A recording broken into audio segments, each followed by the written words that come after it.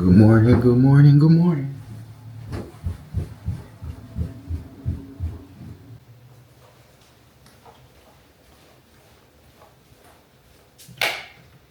Good morning, peoples. All right. Good morning, good morning, good morning. What's going on here?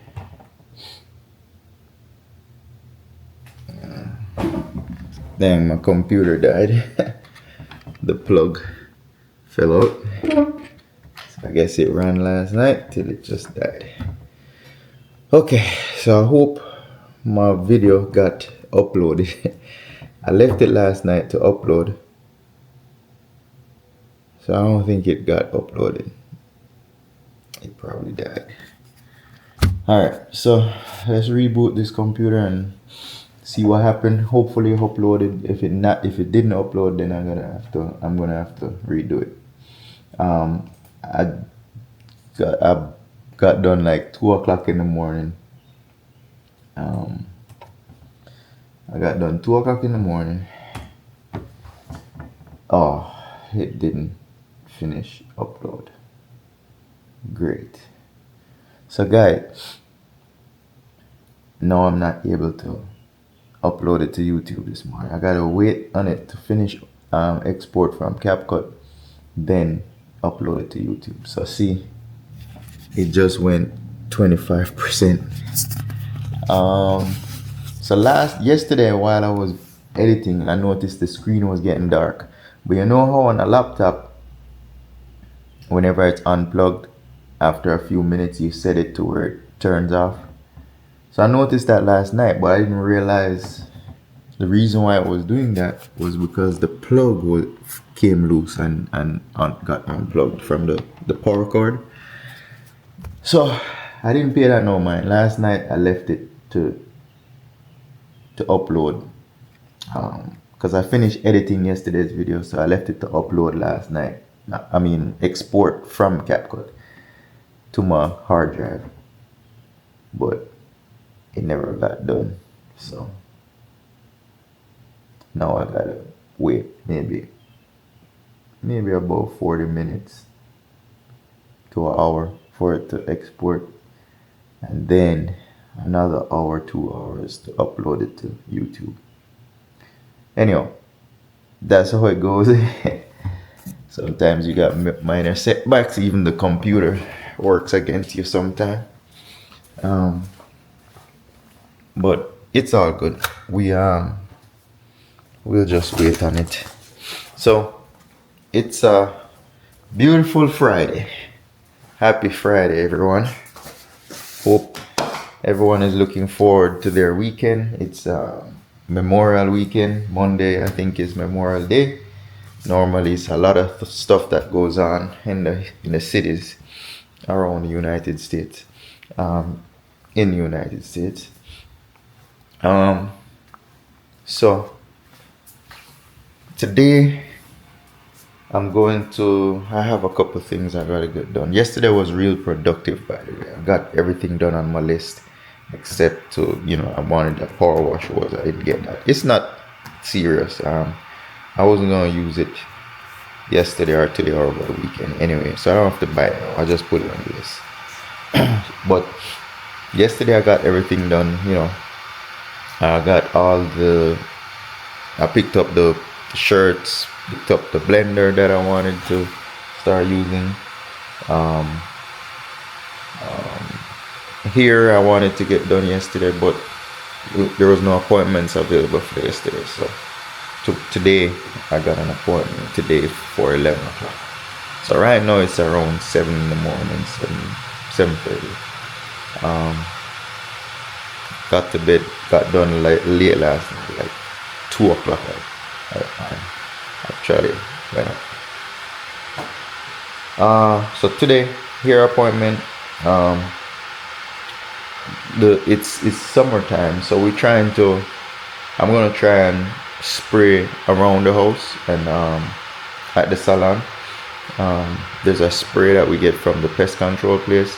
It's odorless. You can't see it, odorless. It's like a green spray.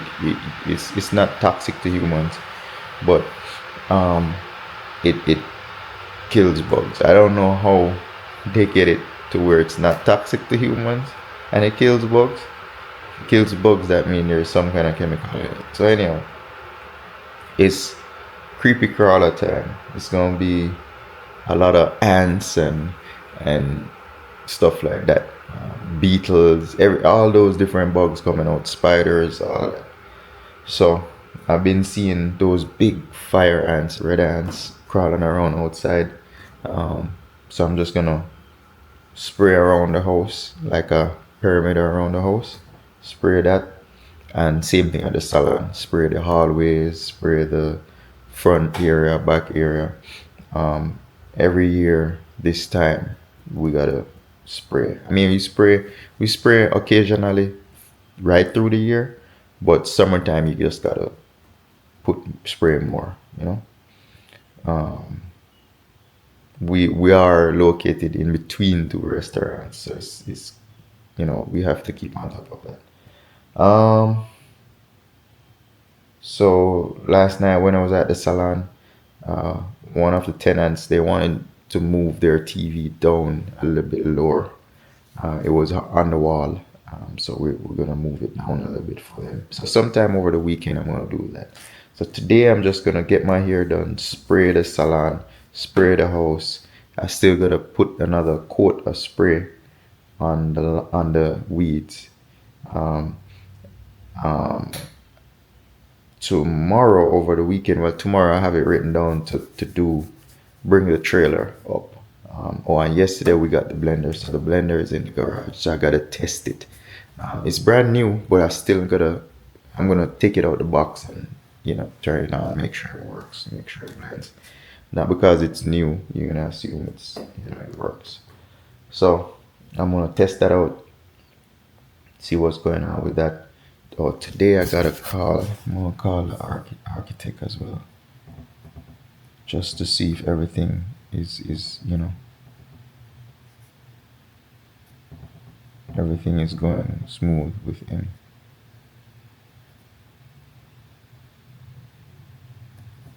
Yeah. So yeah, guys. So got some hot water here. Don't have much dishes to wash this morning. By the time I'm here, I'm tired at the end of the day. I don't see that washing dishes. Some people make sure they wash their dishes at the end of the night before they go to bed, but I do that sometimes, but sometimes you're just tired. It's not much dishes, it's just a little bit of steam. You can tell. Yeah, so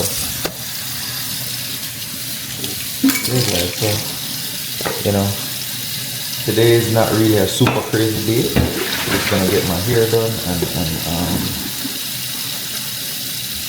and just spray and stuff like that. I am gonna look at some other equipment for the restaurant, so I'm gonna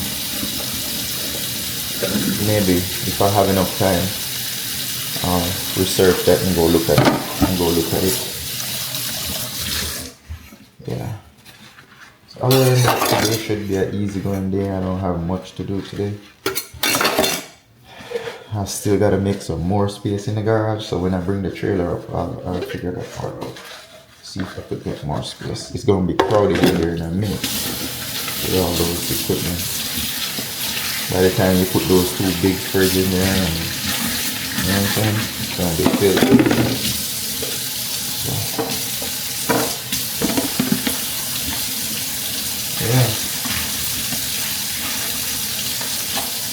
And then but I got the meats that I bought, so I'm gonna season those today. At least maybe I could cook those on Sunday. So if I season them today, they'll be nice and seasoned for Sunday. Give them at least a day or two to marinate,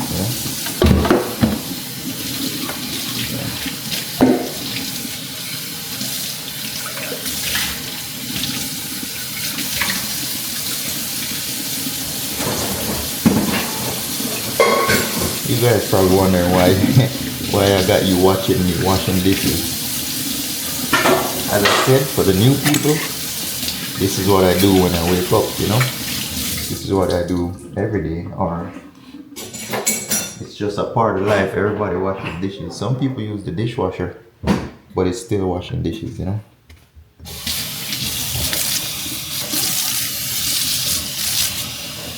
Some people don't wash dishes at all because they don't use dishes at their house. They don't even eat at the house, you know. Some people just buy everything on the road, you know. Some people eat out, so they don't use dishes.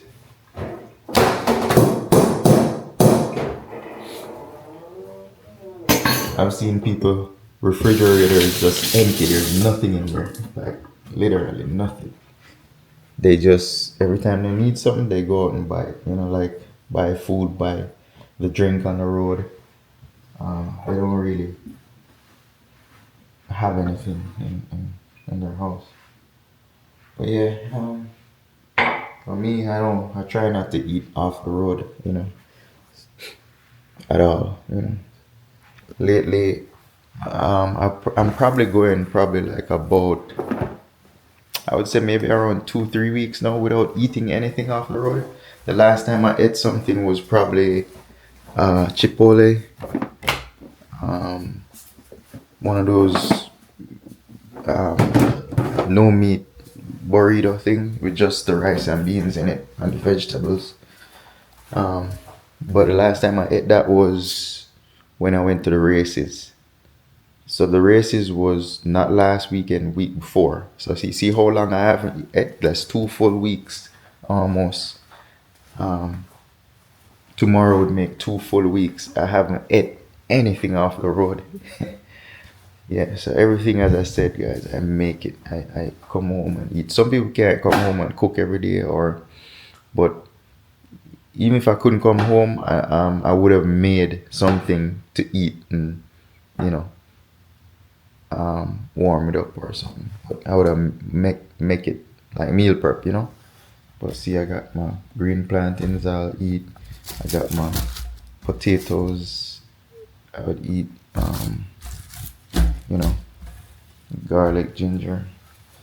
I have like fish, tilapia, salmon. I eat tilapia. A lot of people don't eat tilapia, but hey, can't buy snapper to eat every day. It's expensive. Salmon is expensive enough. All right, let's see how much percentage we are. All right, so we're at 44%. So it's uploading. Let me get my slippers. Yeah, it's uploading. If the computer didn't cut off, I would have where is my slippers? If the computer didn't cut off, then that would have been done uploaded. So what I would be doing would have been uploading it to YouTube this morning, you know. But because it cut off, it paused. All right. So let's see what outside looking like today. We could get some fresh air as usual in here. It started out every day is starting up kind of overcast, you know. Most days starts out like this. By the time it gets to 9-10, a day like this, I know it's gonna be sunny. It's already peaking out. As I say, it's just morning mist or fog. That's what it is. So I know by 9-10 o'clock it's gonna be hot. It's gonna be a nice day today. Regardless, it is a nice day every day. Yeah. Regardless of that, it is a nice day every day, man. Let me set you guys down right there. Yeah. So I'm gonna do some spraying today. Get rid of the creepy crawlers, you know. Like last night, before I ended the vlog, I had to wash the garbage can out. I don't know, it smelled real bad. Something was in there that was real smelly last week. So when the garbage guys came yesterday and I brought it back, it was smelly. So I had to spray some bleach and I used Fabuloso in there and hose it out. And so I left it over there to air out a little bit. Yeah. So I gotta put the garbage can back. Yeah, but look at listen to the birds. I don't see no squirrels this morning. They probably still sleeping late this morning. But I could hear all the different birds in the trees. I know you could hear them.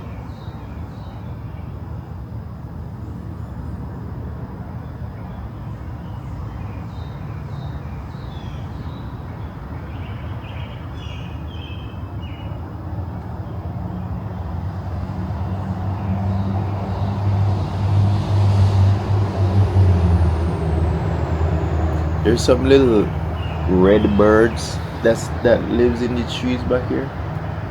They look like a little parrot, but they're red. I don't know what they're called. Bird people out there might know. The bird folks might know. But they're real pretty. They're red in color and they look like those cockatoo parrots. They look like parrots. I don't know if cockatoo is a parrot, but I've seen in the pet store the cockatoo. They're like white color with a little peak thing right here, like how the parrot would look.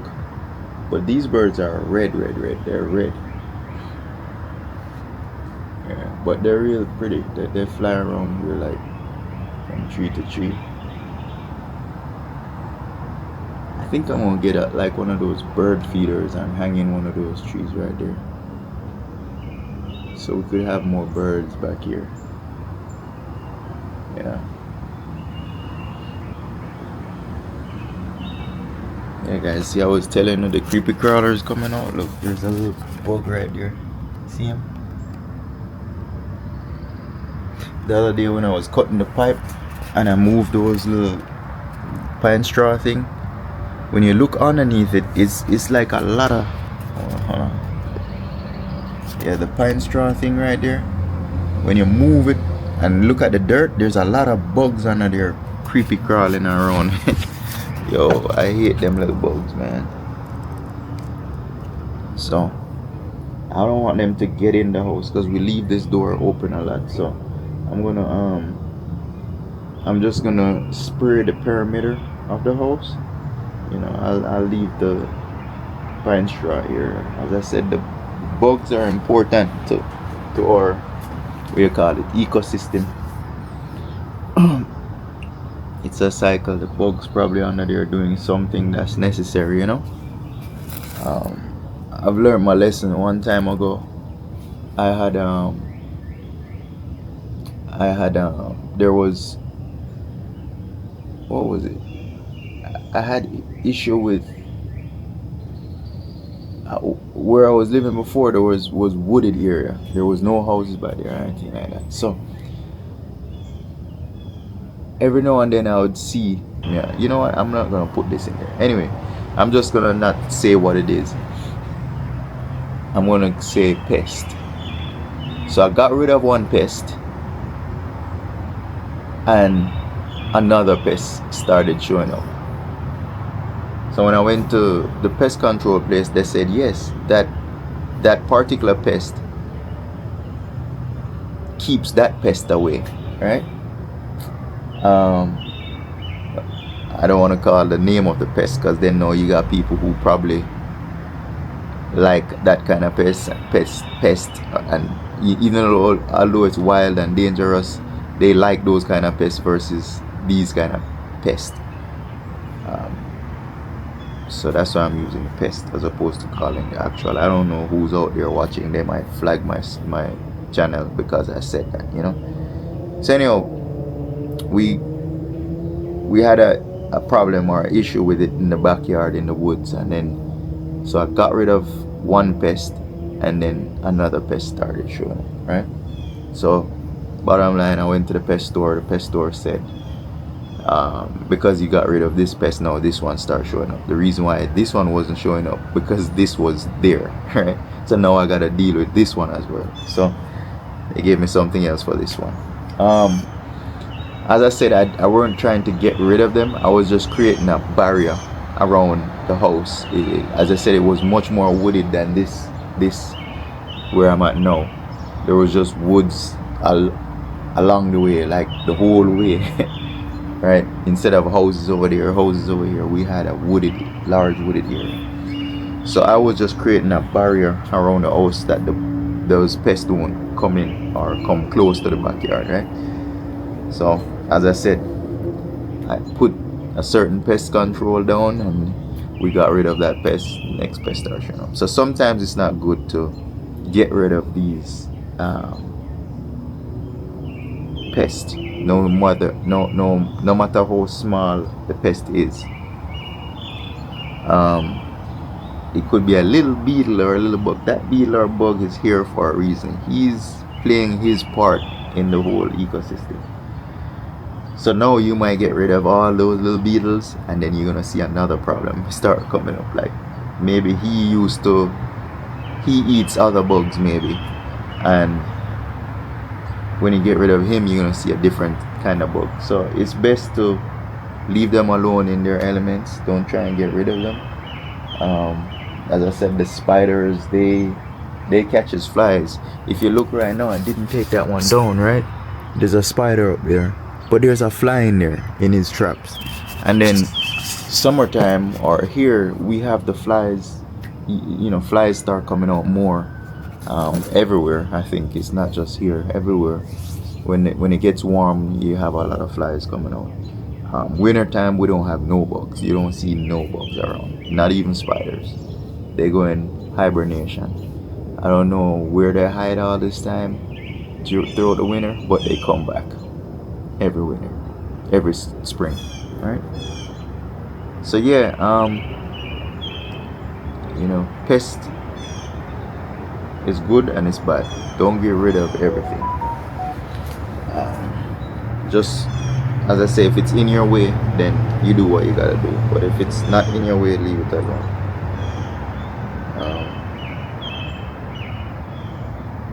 Yeah.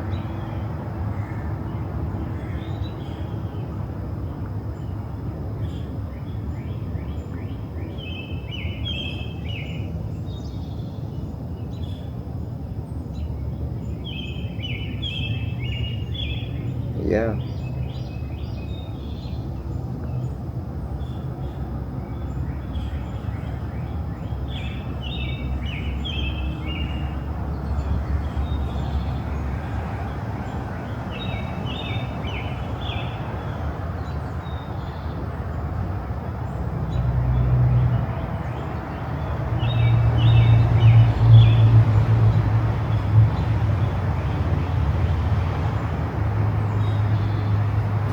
Yeah, I was just checking something on my phone. Yeah guys, so I'm gonna get the hair done at 10. Is it 10 or 11? I think it's now 7:57, so almost 8 o'clock. So it's nice. It's a beautiful day, nice and chilled back here. It's not cold, but it's cool. It's not even, it's just regular. I don't know what the temperature is. Let's see what the temperature is.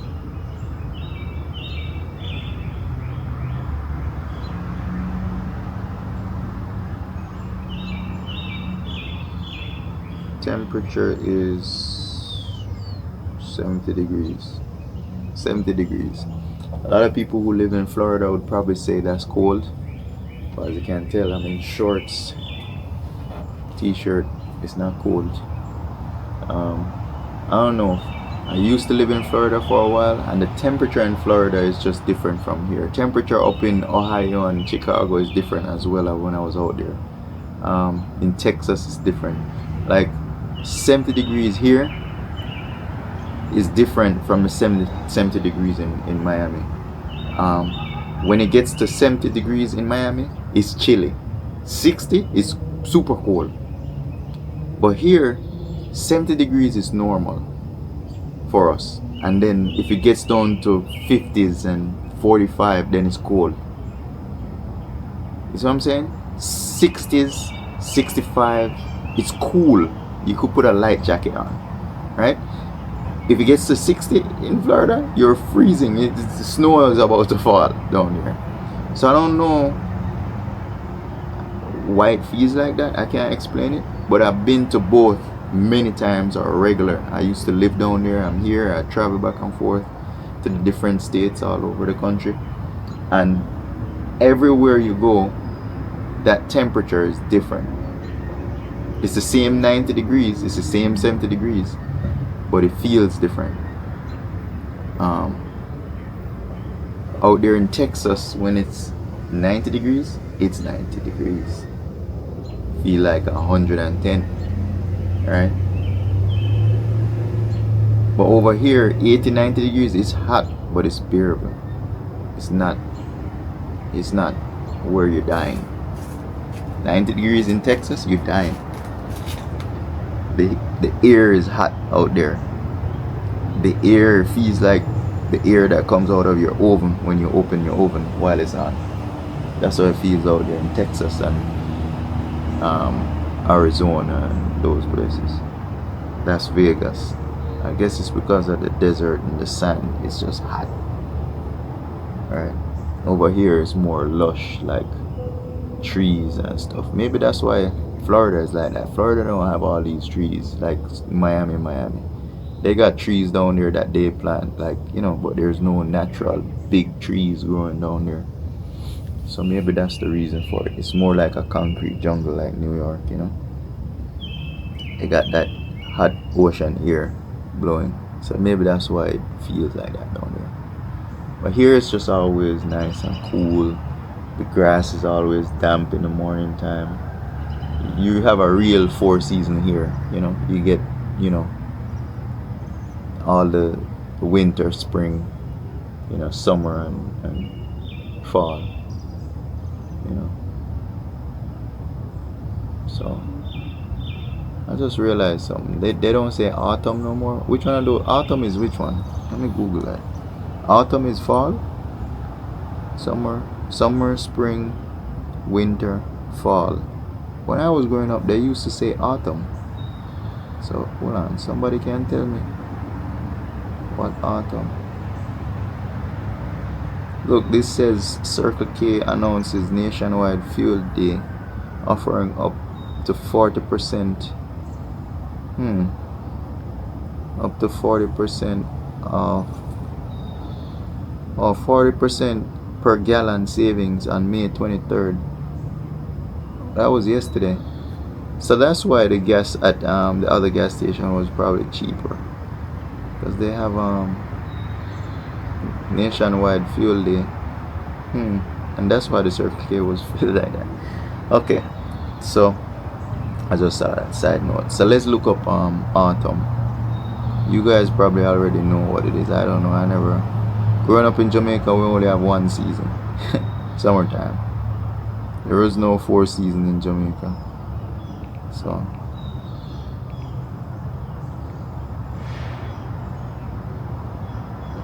maybe somebody out there knows autumn is fall or what. I don't know. It's not even coming up. It look like nobody even used that word. Okay, here we go. So autumn. Okay, so autumn, also known as fall. Yeah, so it's fall in North American English, is one of the 4 temperate seasons on Earth outside the tropics. Autumn marks the transition from summer to winter. Okay. In September or March. Autumn is the season when the duration of daylight becomes noticeably shorter and the temperature cools considerably. But guess what? No one used that word no more. I just realized that everybody just say fall here, you know. So I don't know. Maybe if we ask somebody that was born in maybe the 80s, 90s, or 2000, they wouldn't know what that is. Yeah. Anyhow. Yeah. It says outside the tropics, autumn marks the transition from summer to winter. Yeah, so nice little meditation this morning. The birds woke up. They chirping, but yeah, they in the background chirping, so they still out there. They chirp all through the day back here. You could hear people driving by. They're going to work. So yeah, guys, I'm just gonna chill out here for a minute. I'm gonna get my hot water going. I'm gonna get the spray pan going and spray it real quick. Get that out of the way. Yeah, let me go do that. I'm gonna get some hot water, drink my hot water, and get the spray pan out. And I think it's right there.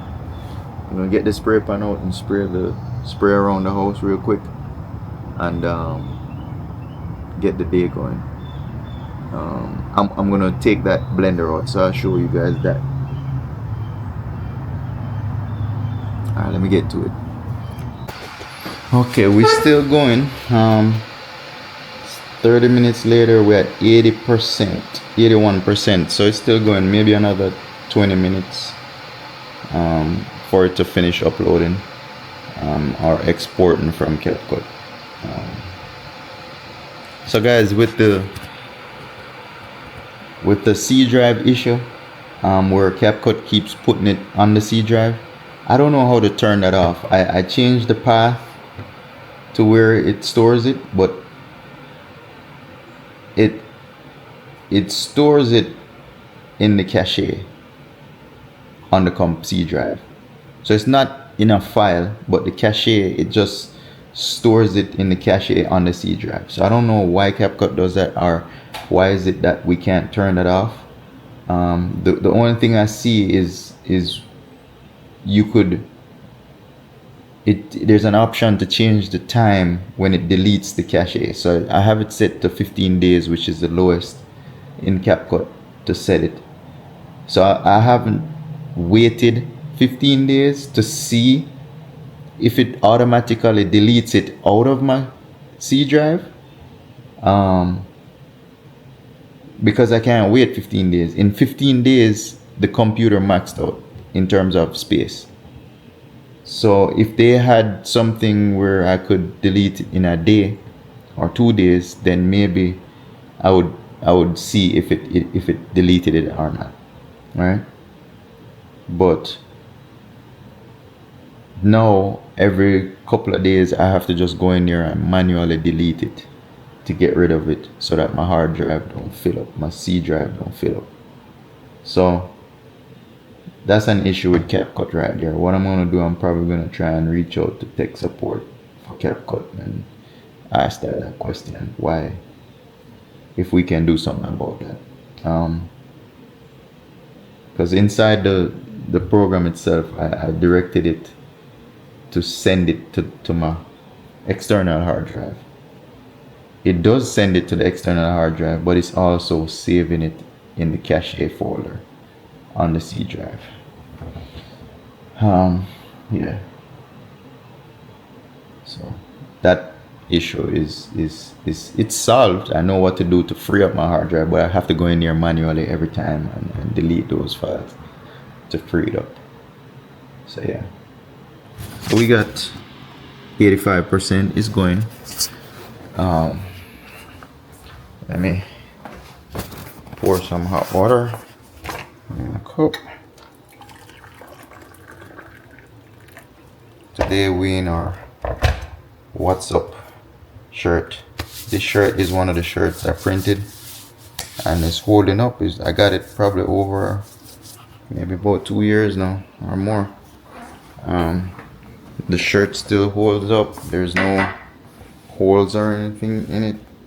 You know, it's nice. It's not shrunken. It's not short. It stays the same all the time, no matter how much you wash it, the black is not even burnt out. Look, the black is still black. The print is still holding up. It's not cracking, peeling, or anything. It's good. And I wear this shirt a lot. It's just like an everyday shirt where I wear.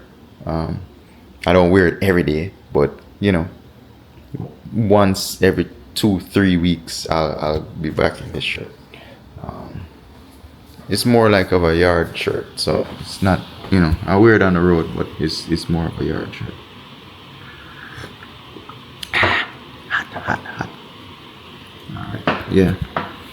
Alright, so I got that going. Let me see if I could go outside and start taking that crate apart.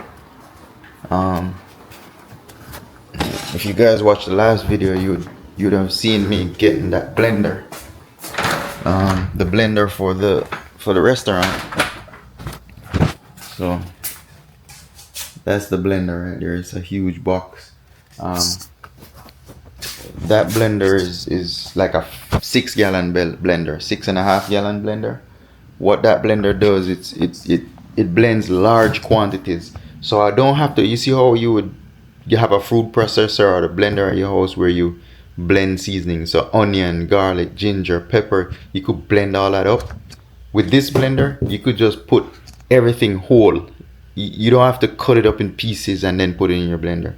You put a whole onion in this and it just chops everything up, right? It's like a food processor, but it's a huge food processor. Food processors are mostly like when you're making like a paste type seasoning. So let's say so blenders are more liquid type seasoning. Food processors are more like a paste type, you know, seasoning, right? Where less water, is not liquidy. So I've seen they have the big food processor ones, but it doesn't hold 6 gallons. It holds more like 2 gallons or a gallon, maybe around 2 gallons, 3 gallons. The ones they have, the commercial ones. So this is what I've been using for years. So I'd rather use this one as opposed to the food processor. We make things in large, big bucket batches, right? So because of that, I can't use the smaller ones or a smaller blender. Don't mind the mess, guys. Hold on, let me get my stand so that this camera don't fall over. So don't mind the mess. I'm working on the mess. It's just private stuff that it's just private stuff that we don't know. We don't have anywhere to put it. So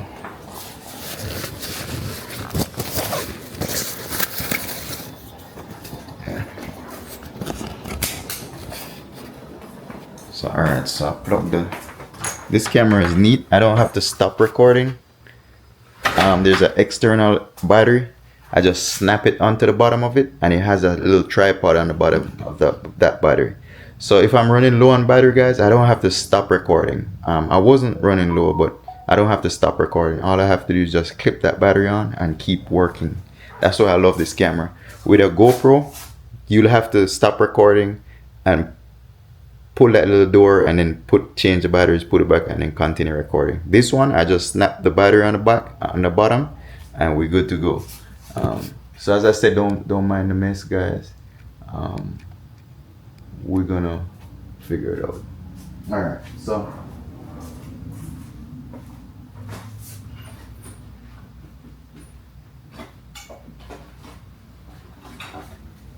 yeah, so you know, let's see if we could open this crate. We just need to open one side pretty much.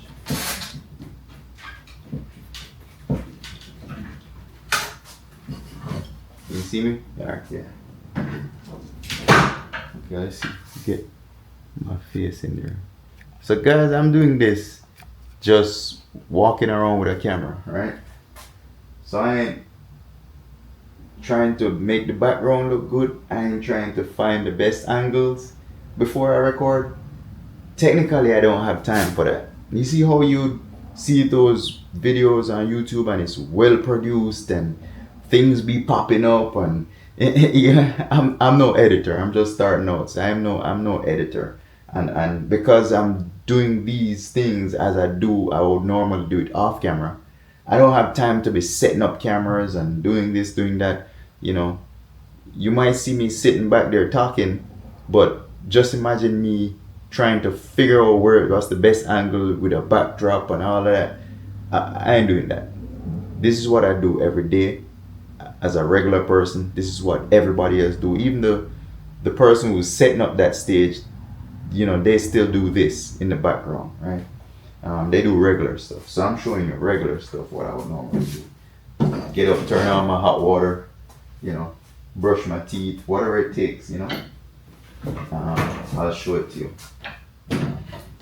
There's gonna be some vlogs out there where I'm showing you when I'm brushing my teeth or when I just wake up, you know. Yeah, so we just gotta take this crate. It's well packaged.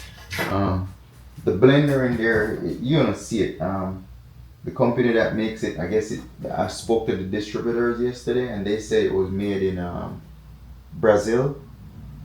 I think it was Brazil, they told me. So it's shipping all the way from Brazil in a container. It'll probably get beat up, so that's why they put it in a wooden crate, for it to not get messed up, you know. It's good packaging. I don't mind people who pack stuff like this. Is, you know, it's good packaging. Yeah. So gotta get rid of those. Yeah. So yeah, guys, it's just real world stuff I'm doing, you know what I'm saying? It's real. You're gonna see a messed up background. You're gonna see stuff that you'll be there looking in the background trying to figure out what's back there or what's on these boxes. I can't block everything out. You know what I'm saying? This camera blurs. You have a blurred thing. You could blur your background. Once it's focused on me, you could blur the background. But I ain't gotta go through all that. These are things that everybody see, you know, in the background. We got a hair blow up dryer right there that goes to the salon chairs. It's nothing to hide. You know what I'm saying? Ain't enough of these things ain't nothing. Ain't nobody don't know. So it's cool.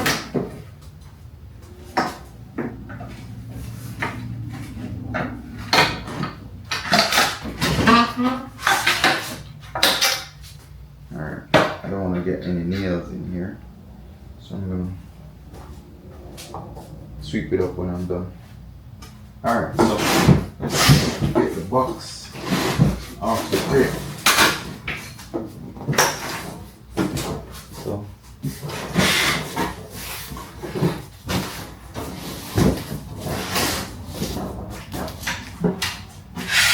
alright, that's a nice wooden crate right there. We took the box out of the crate. So now we're gonna open it. So let's see if I could bring you guys down. Okay, there we go.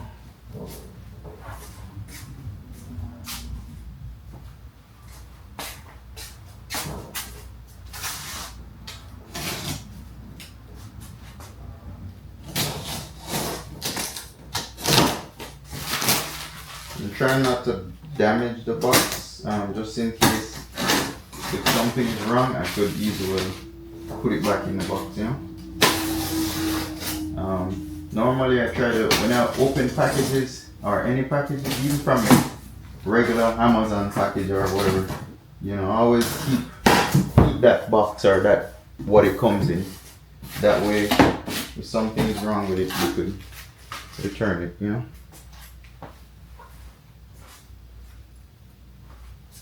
As I said, excuse the lighting if the lighting is low. It's because I'm in the garage and I haven't opened the door yet, so bear with me there. So alright, so this is like an unboxing of the blender. So we got packaging right here.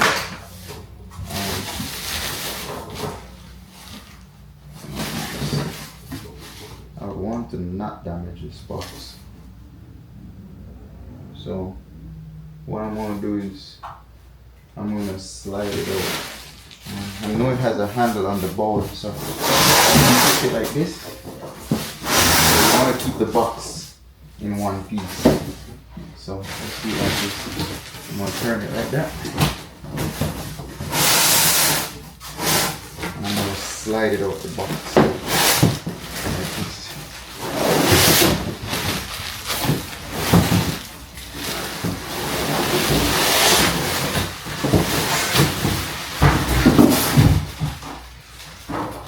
Alright. So it's out. It's kind of heavy, but alright. So this is the blender, guys. Whoa! So as you can tell, look, it's this high. Let me crack the door so some light will come in.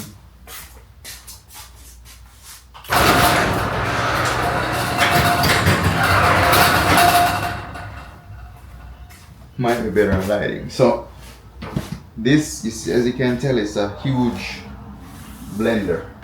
It's a floor blender. I know you guys used to the ones, the little jug ones that goes on the countertop. This one sits on the floor, right? Let me show you. See, this one sits on the floor, and see, it catches it. It's all the way up to my chest. So this bowl, you see, it's almost as big as me. You see? So, you know, it's a floor model blender. You know, how you tilt it, there's a lever right here. Once you press that lever, this bowl, the whole bowl tilts over. So if you have a bucket, like a 5-gallon bucket right here on the floor, you would tilt this whole piece tilts over and dump into that bucket. So it's like we're making 5 gallons at a time in here. See, if you could open it up from here and add ingredients through that hole, or you could this is more like a rubber cover. So you could take the cover off, and then see, I got some instructions, some manual, and then you see that there's a huge blade down there. You see it? But yeah, I noticed they made some improvements on this one. So in the ones before, this blade wasn't this high. It was more down, recessed, lower to the ground, lower to the floor of the blender. So they made some changes. The blades was sitting lower. This one is sitting higher. So they did make some changes.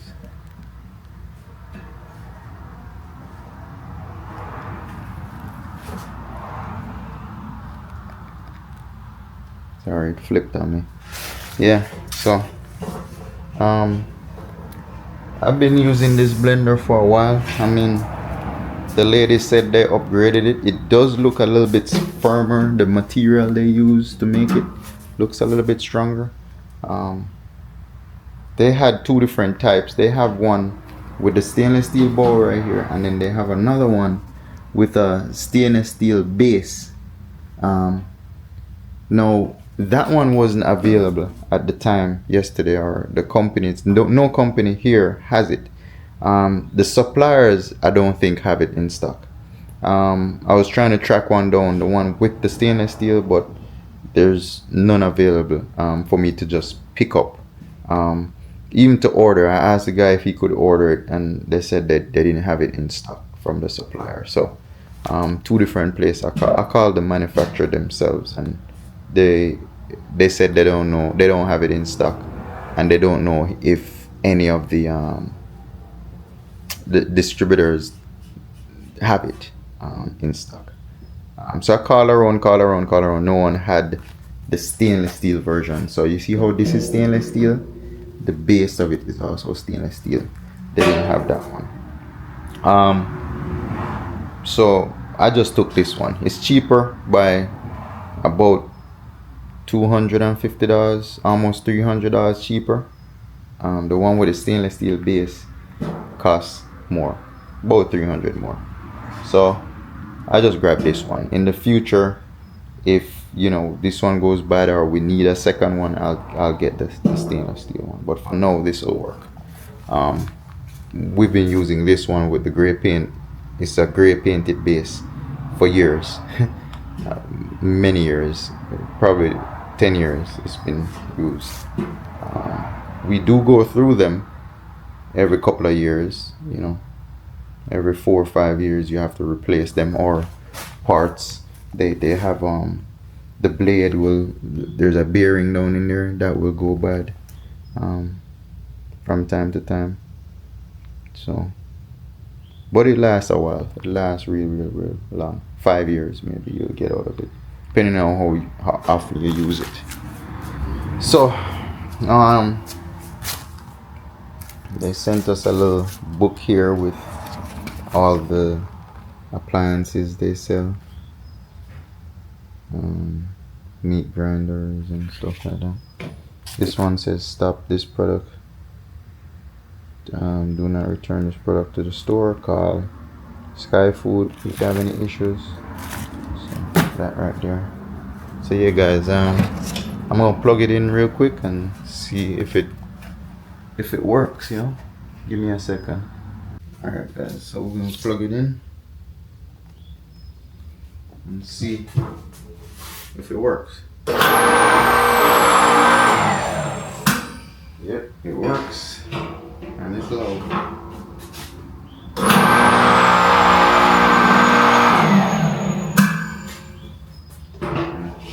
It works. It's low, but that's how they normally.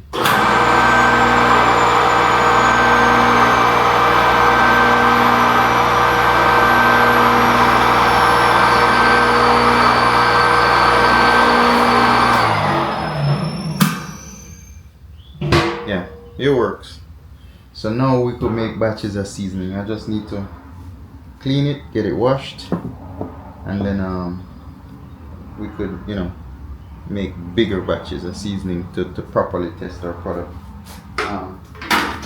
This is where it all starts, with your seasoning. When you buy your meats and all that, when it comes in, once it's cleaned up and cut the way you want it and washed and clean, then the next step would be to season. The next step would be to season the meats, right?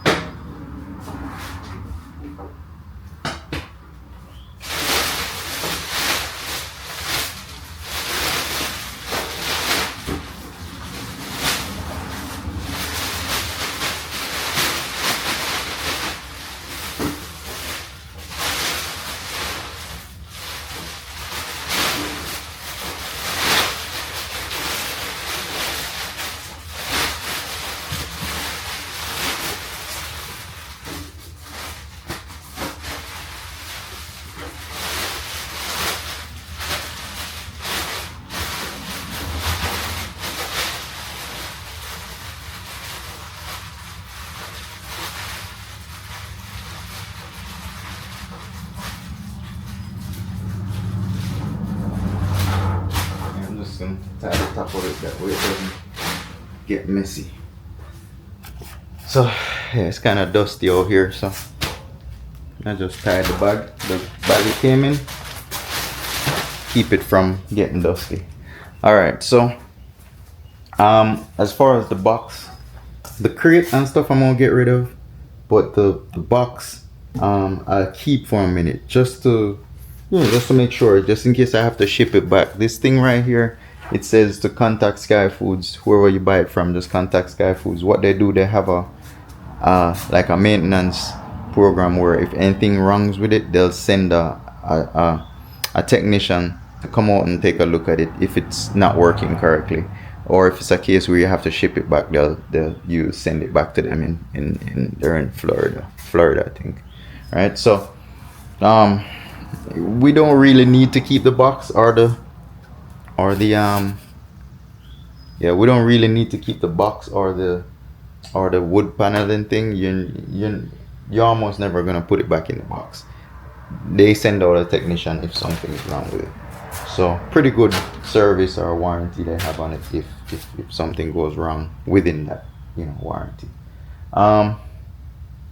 So I'm just gonna keep this box for a minute, just in case. You never know.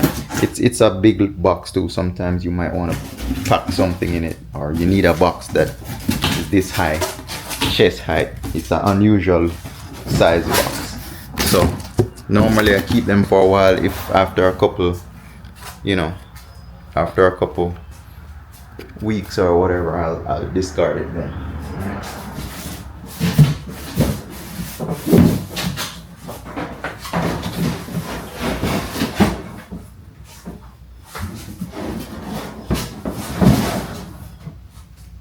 Yeah.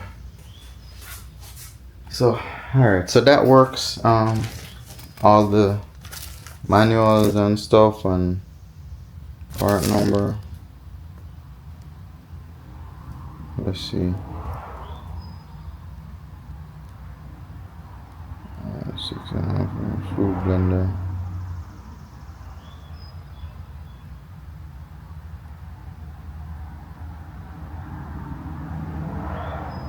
Okay, so this is from the bill and stuff. I'm gonna take a look at this to see what else they sell. So see guys, they sell a lot of other stuff. See, they even have the food warmer I was looking at. They got the display cases. They sell a lot of stuff. I didn't realize they have all these things. Yeah, I'm probably gonna look into one of these other food warmers because we're doing patties as well. They even have bag sealers.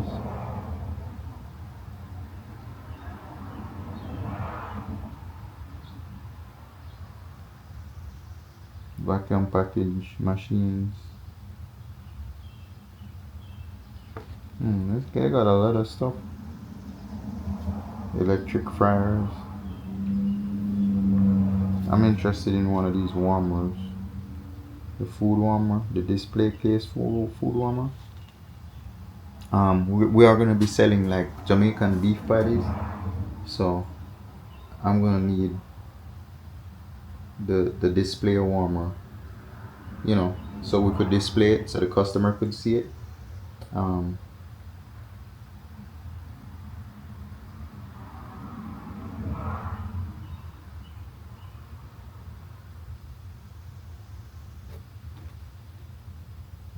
Yeah, maybe I'll go with one of these, this type right here. It's like a 22-inch. They have a 18-inch.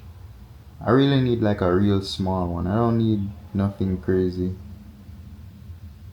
you know, crazy big. You know, patties don't take up a lot of space, so maybe like one like this one right here, where it looks nice. You could put it, the customer could see it. It goes on the counter. It's lit, you know. So this one is a 22-inch. This is a 18-inch. So maybe I'll go with, you know, the black one or the stainless steel one. These is the ones that we used to use, like these, but that's when we used to do like festival and stuff like that. So we used to use these in the back to store the festival. But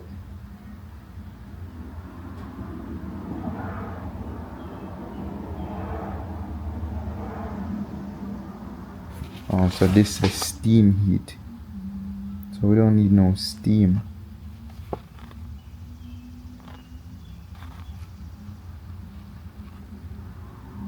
We just need one of these, either this one or the black one. 18-inch is good enough. So 18 inches is about from here to here. The length of this paper probably, or a little bit bigger than this paper. 18 inches wide. So I think I'm gonna See, they have a lot more stuff. Meat tenderizers, the meat saw cutters. So they have a lot of stuff. This is like a manual sausage stuffer. They got the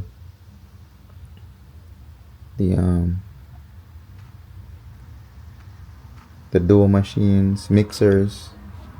See, they have the different blenders right there.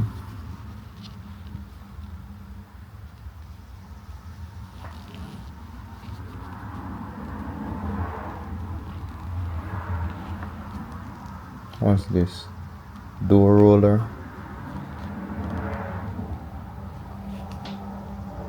Bread grater. Okay. Meat slicers. So they have a lot of stuff available. It's a pretty large amount of equipment. See, like this meat mixer. I wonder how much they want. How much is this meat mixer? Okay. Yeah. So I need a patty warmer, and I need a patty warmer, and I need, what else did I say? I'm gonna look that up on inside right now. Yeah, so there we have it. It's flour blender, 6.5 gallons. It fills about 5 gallon buckets whenever you blend. It fills those size bucket, those, you know, those Home Depot, Lowe's big buckets. It'll fill, this tank will give you a little bit more than that bucket right here. So let me put this extension cord back. So yeah guys, that works. The blenders are good to go. We just need to buy some ingredients now and make some seasoning. Yeah, I could start selling seasoning now, or make sauces again. Alright, I'm gonna look up this warmer real quick. Alright guys, so let me turn this music down before we get like. Alright, so it turned out to be a nice day. As you can tell, it's nice and blue skies. It's really nice outside. It's a beautiful day. I can't stop stressing that, guys. It's always a beautiful day here where I'm at, and I hope it's a beautiful day where you are at. So I'm gonna start the spraying process. I have to go to the hair braider to get my hair braided, so I'll be leaving here soon. It's about 10 o'clock now, so I'll be going in about an hour. So I said let me spray before I go. I also have to stop at the bank. This place is a cash only place, so I gotta pick up some cash so I could pay her. Guys, my hair pretty much is it's much cheaper doing it this way, braiding it, than to get a cut every week. Most guys they gotta go to the haircut. It's 30, 40, 50 bucks, depends on where you are. So me getting it braided is cheaper. I pay like 40 bucks to my braider. They just braid it straight back, and it lasts 2 months. I could stretch it and go, yeah, probably about 2 months, maybe 3. I haven't checked, but it's a long while. It's a long time. It lasts a long while. So I rather get it braided than cut my hair every week, because my hair grow fast, so I would have to cut it every week in order to keep up. You know what I'm saying? So because it's long, I'll just braid it as opposed to cutting. opposed to cutting my hair all the time, you know. So yeah, I'm mixing up some spray for the bugs. It's just bugs everywhere, you know. So I'm gonna give it a good spray to get rid of them.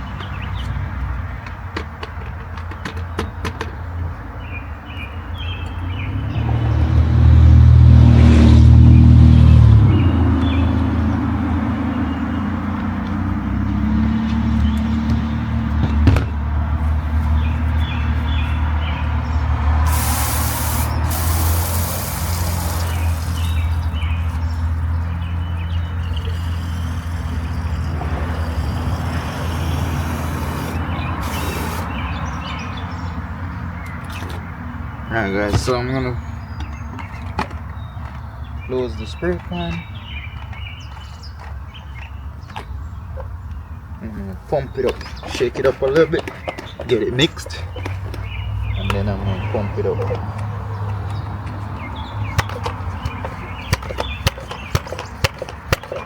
I think the spray pan is going bad too. I have to change it, buy a new one. They ain't too expensive, 10-15 bucks maybe for one.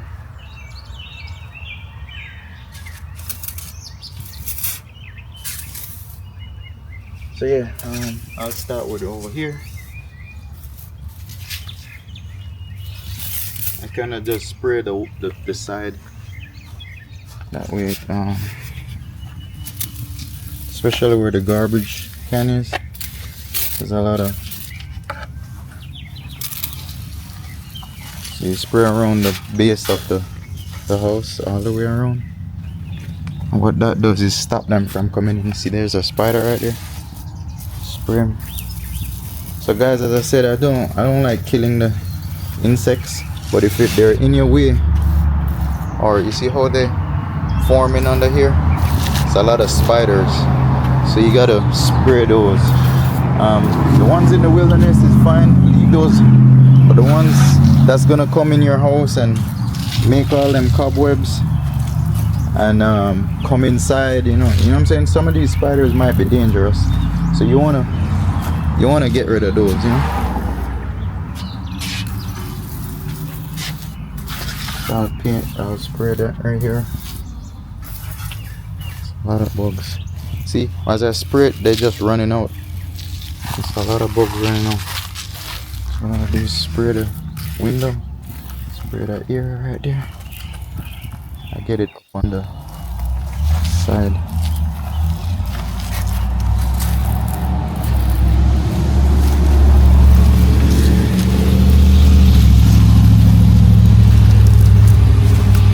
So yeah. So I'm gonna do that. You don't have to watch me do the whole thing, but see, you got them crawling up on the brick, so you wanna do this. So what, once they crawl in it, it's gonna get rid of those. As I said, the ones in the lawn and over in the bush, you ain't worried about that. You just worried about your house, pretty much, make sure there's no creepy crawlers coming in.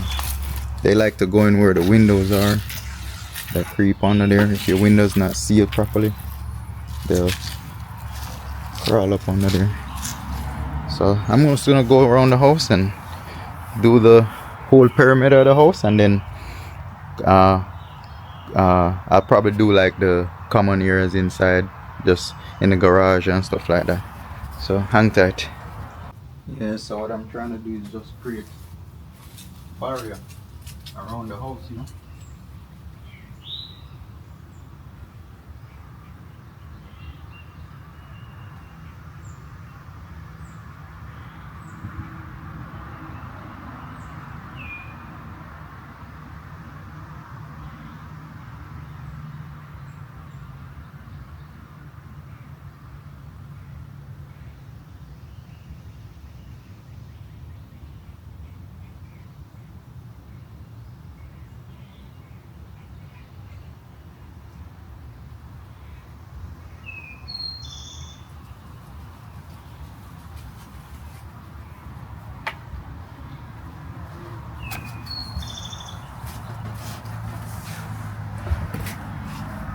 And they're all getting up now.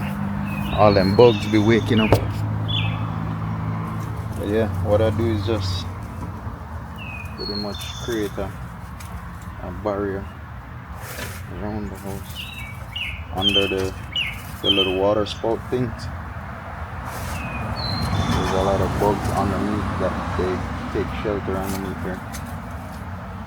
Pine straws to me is garbage. Pine straw, that pine straw thing they put on the floor, it's not good.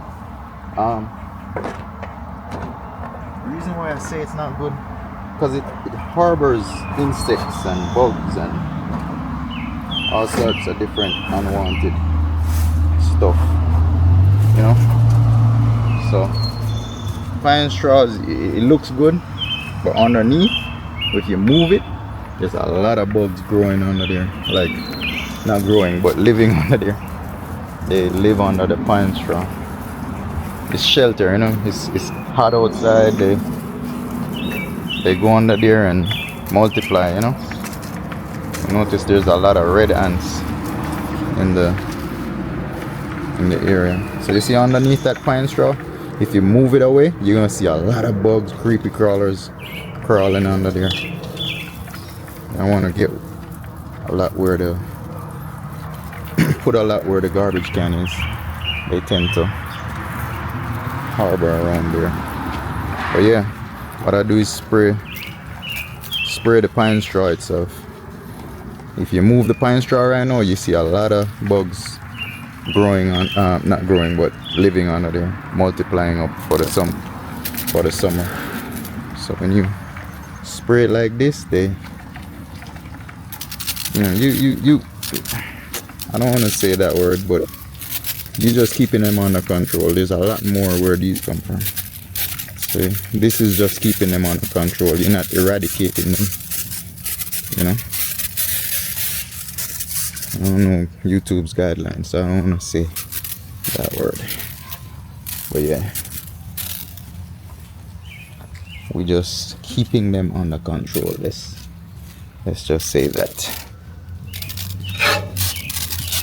So it only takes like a gallon. I only do a gallon at a time. Around the base of the house, I'll just do a gallon at a time. So I'm gonna let this the air bleeds out of this, and then I'm gonna do the same thing for the salon. I'm gonna do the same thing for the salon. So I'll use a gallon and just spray it, you know. The salon I normally do like once a month, twice a month maybe. So I'll mix up a gallon of that pest control solution, and then I'll spray it, you know, around the baseboards outside. Mostly there's no bugs inside the salon. They all come from outside, right, and come under the door or under the walls and whatever. So what I do is just spray the outside, the perimeter of the salon. So on the outside by the door area a lot. You know, I'll do the baseboards, bathroom baseboards. I'll go into the suites as well, and because there's walls between the suites and the next door restaurant, right? So what I'll do, I'll go in there and spray the baseboards and stuff like that. They crawl under the walls. Bugs finding where any little hole or crevice they find, they go through.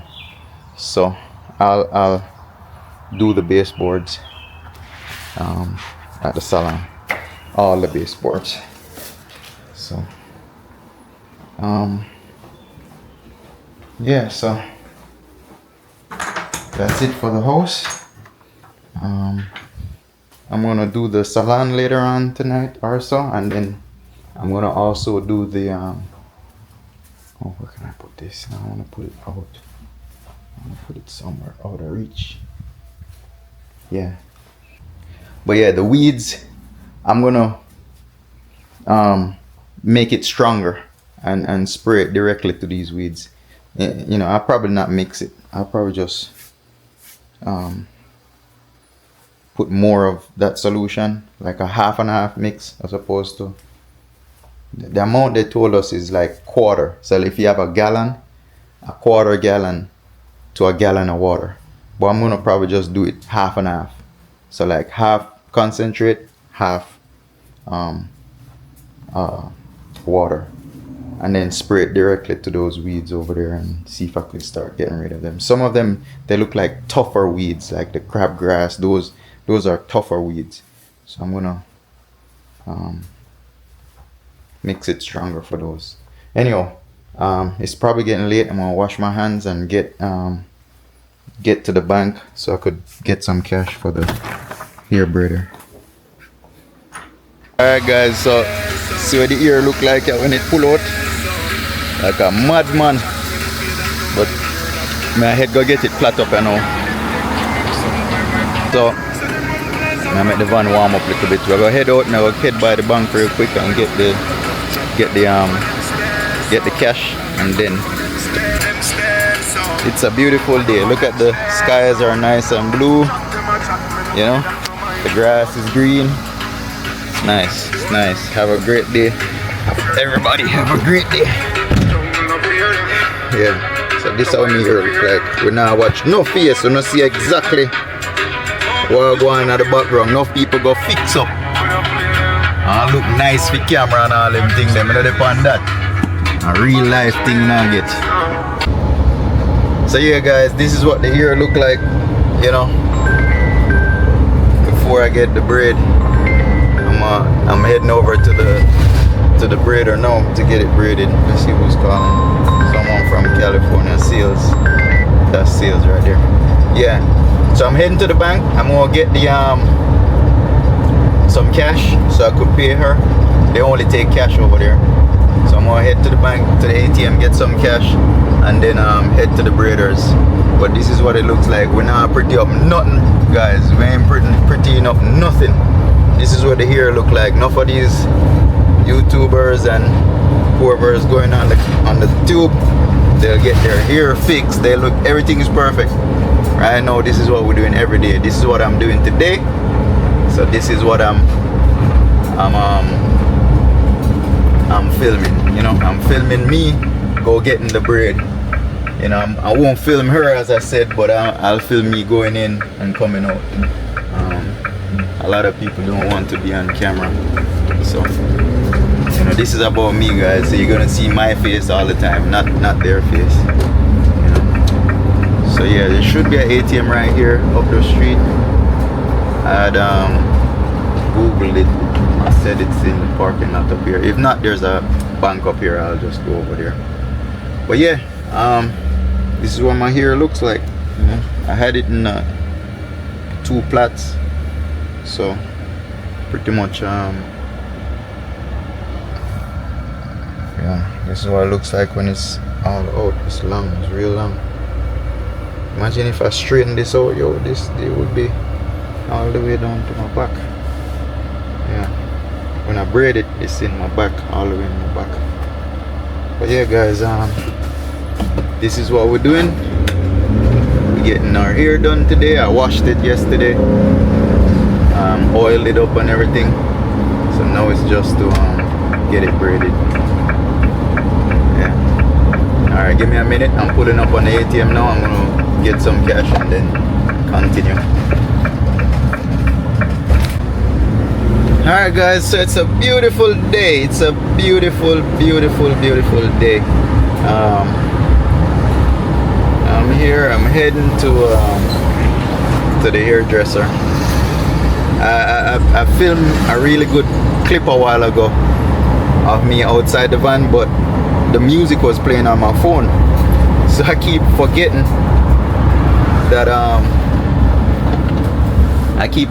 that I have to not be mindful of the music that's playing in the background, because you know on the YouTube we'll get our copyrighted. We'll get our video copyrighted. So I'm there filming, you know, vibing, showing you the outside, all of that, and I forgot I had the music playing. I had some Movado playing. up on the phone, you know. But yeah, may I head down to the hairdresser now. May I get my hair braided up real good. Look fresh again. I already got a shave yesterday. It's growing back already. That's how fast my hair grow. And then once I get it braided, I'm just gonna stop somewhere and get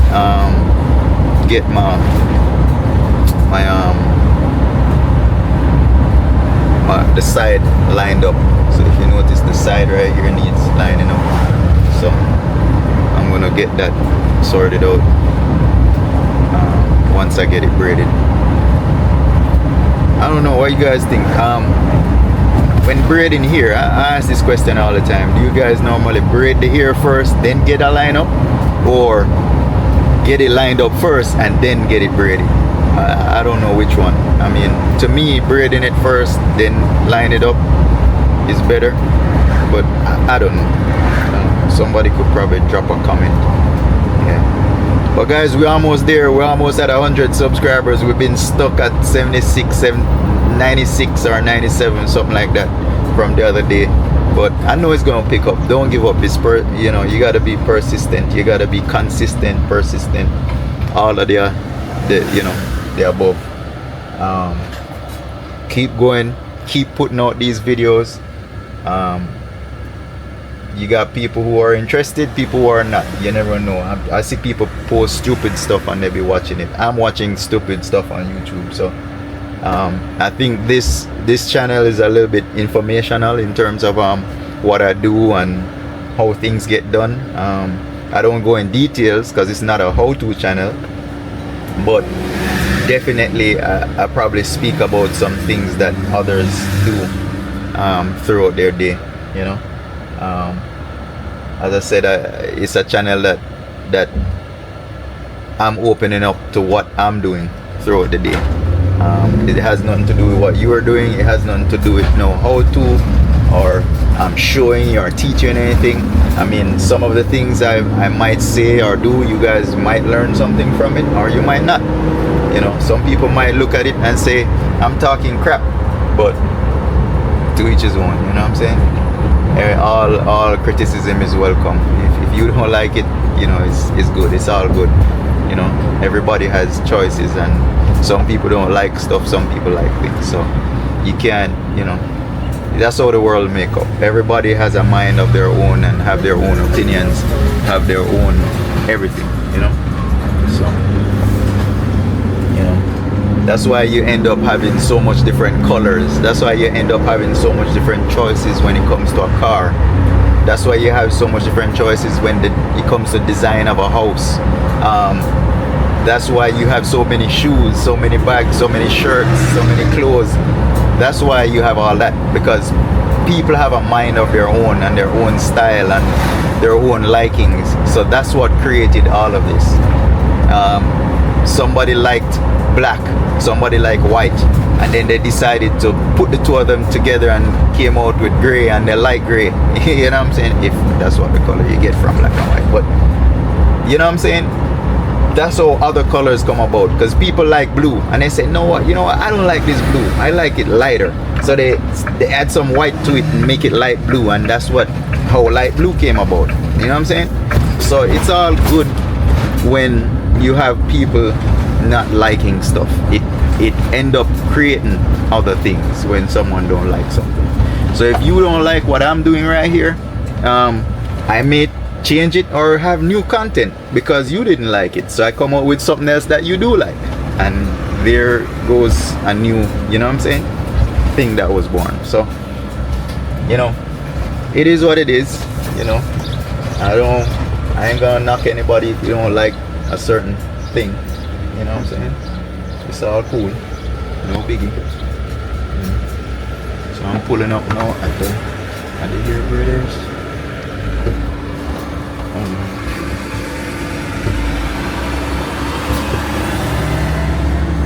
This vine is real long, so I like to you know, back it in where I can. It sticks out a lot, and it's always in the way, so I'll back it out. So we're here at the hair braiding place. They have a bunch of different places. Taco place right there, hair braiding, coin laundry, you know. So yeah, I'm here.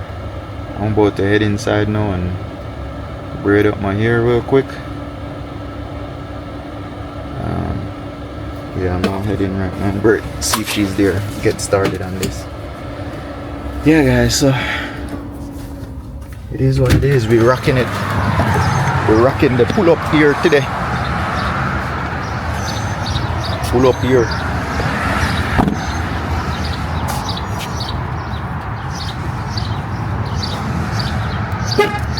I wonder if there's a barber somewhere. I'm gonna try and find a regular barber somewhere.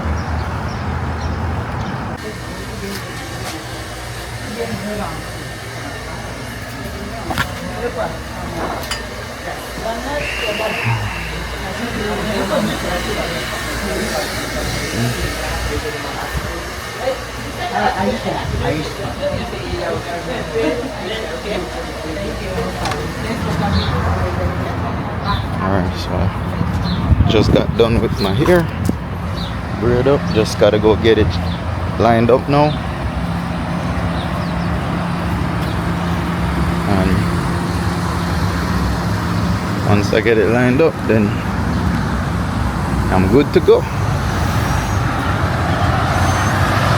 Me, I ain't got no, I have a barber. My original barber is quite a bit away. He's all the way in Latonia. I haven't been to him in a while, but that's my main barber right there. But as I said, I haven't gone down there in a while. So at the salon I have like 3 barbers over there. So normally for a little shape up, because I don't cut my whole hair anymore, I don't really go by my main barber anymore, because I hardly even cut the sides, get the sides faded. So I'm gonna just go by my regular, go to any little barber and have them just fade the side real quick. My original barber, he's like 45 minutes away, so sometimes I can't really make it over there anymore. I hardly even go that side anymore. So I'm just gonna find a little barber somewhere over here, or go to the salon if they're not too busy. The barbers at the salon is crazy busy every day, so normally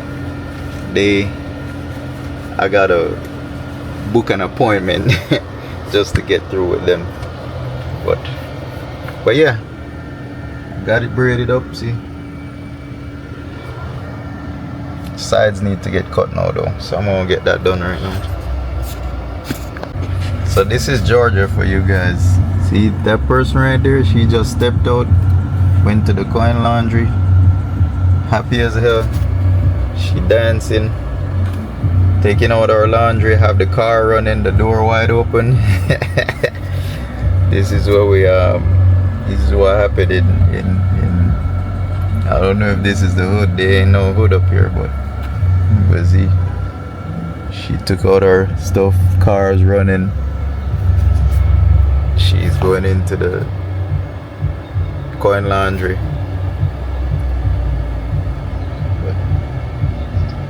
Atlanta this year, yo.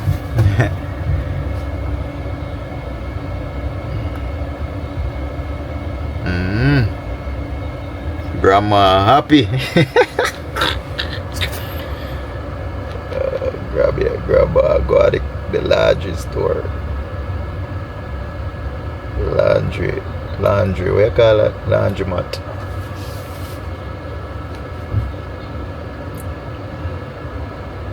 Grandma in her Cadillac a jam. Yeah, but I'm gonna try to find a little barber. Turn my seatbelt. I'm gonna try to see what I'm going.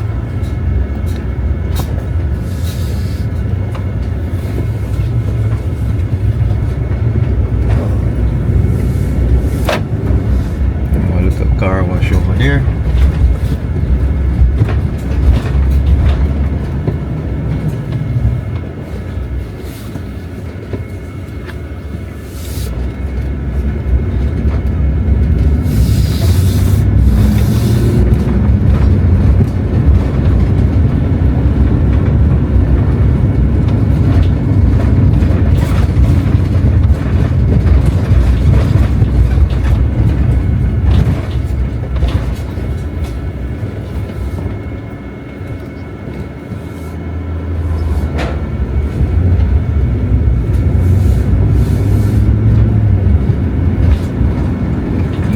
and spa. Guys, we just there try to look for a barber. I know there's these plazas have a lot of barbers.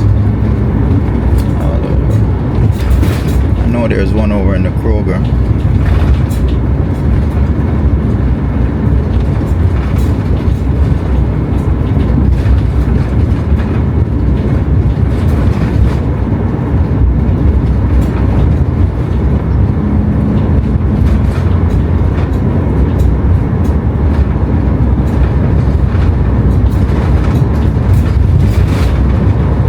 Alright guys, so let me go figure out the shape of part, and then I'll get back with you. Alright guys, so I just got done with my hair. Just got the cut at the barber. Barber is next door. I'm inside Walmart now.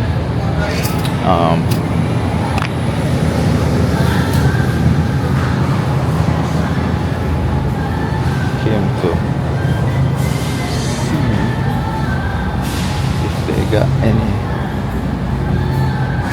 fruits. Got some mangoes right there. And a banana, but them banana are green.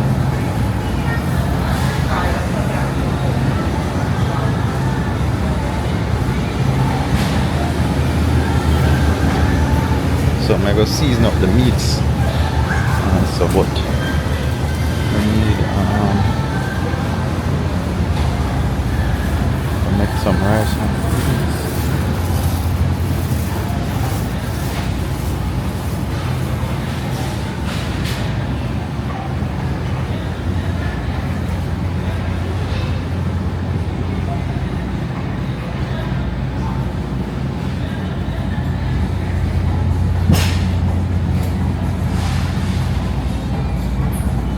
Where is the canned stuff? Canned spinach, tomato sauce, pasta, ketchup, mustard.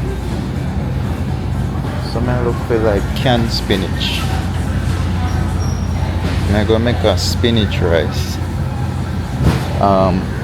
What I love to use real spinach. I think that's what we're gonna do. Use real spinach. But for now,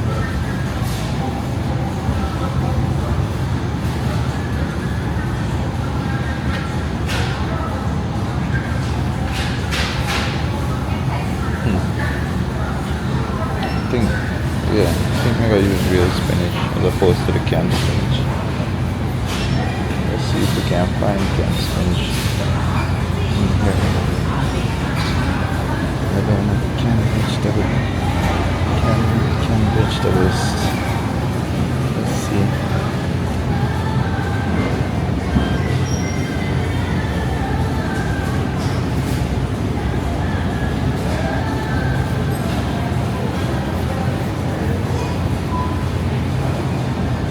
Red beans.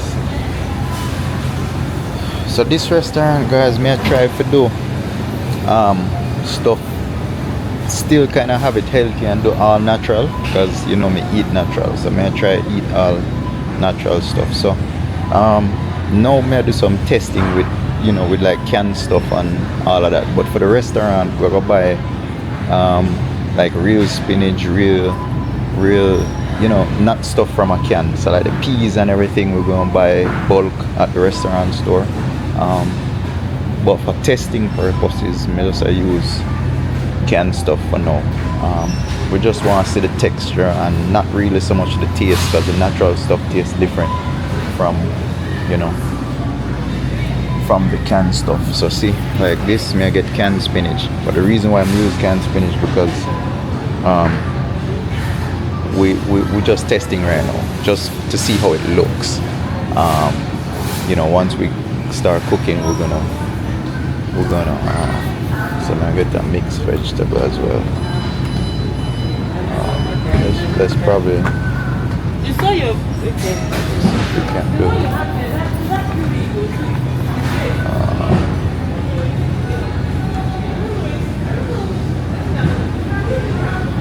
Let's see if we can do a mixed vegetable and a spinach. Yeah, so I mean, As I said, it's just testing purposes now. Why I'm doing this this way. All these things we could get it naturally, like real spinach that we have to get it cut up and everything, and then mixed vegetables, we get the mixed vegetables in bulk. Yeah, so right now I'm just testing,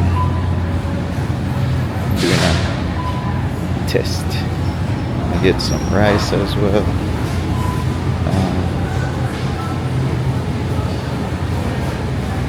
They are no small, these are huge. Alright guys, I'm gonna hang up. I got too many things in my hands now. I'm gonna continue with, you may hang up like a phone made up on there. I'm gonna pause this scene right here until I cash out. Alright guys, so I got some stuff in Walmart. I got some rice and some canned vegetables mix, chopped spinach.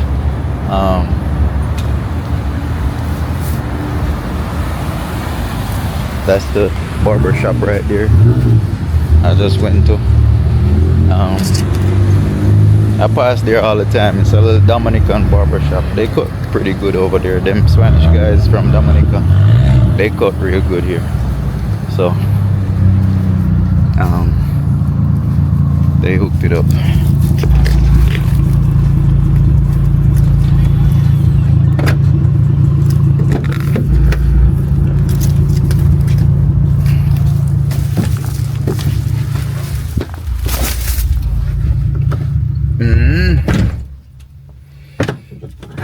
Yeah, so I'm gonna go head on home now. Let's see what time is it. The day is going by pretty fast, yo.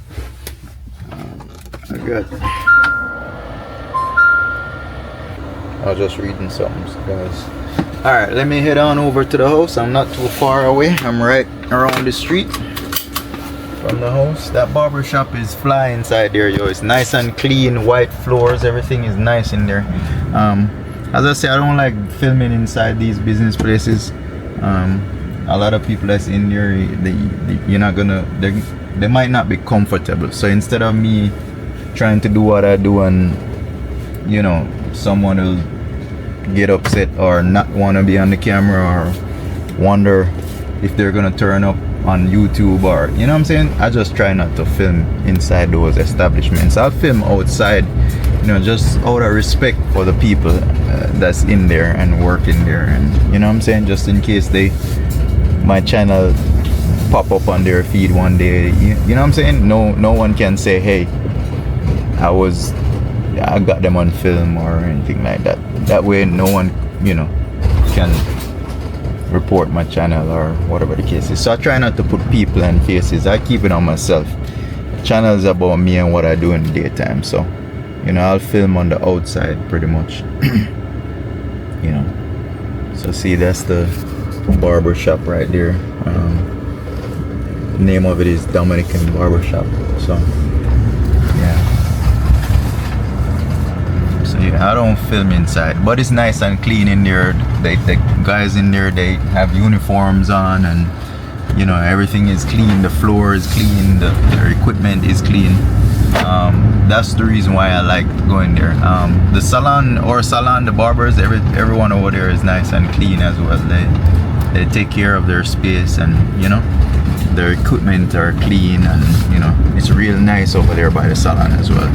But sometimes I go there, they kind of busy because it's more of a appointment based type of deal. They don't do walk-ins like that over there, so they're always booked, in other words. So I didn't want to go over there and then when I go all the way to the salon, they're gonna say, hey, in an hour they're cutting somebody right now. You know what I'm saying? I'm closer to this guy right here than to the salon, so I just get a pick. It don't matter to me. I don't really care who cut my hair. It don't matter. That shit right there is gonna grow back by Monday. Is my lips white, guys? If it's white, don't mind that. Yeah, but it grows back in 3-4 days, so I don't stress it. Even with my beard and stuff, I'll cut it now and then tomorrow it grows right back. Right now I cut it yesterday or day before yesterday, and it needs cutting again, pretty much, you know. So don't mind that. But yeah, I'm heading to the house now, and then I'm gonna whip up something to eat real quick, season up those meats. What else I got on the list? I'm gonna text the architect, see if everything is good. Normally if something is wrong, he would have gotten a hold of me already, but the fact that I don't hear from him, that means everything is good on his part.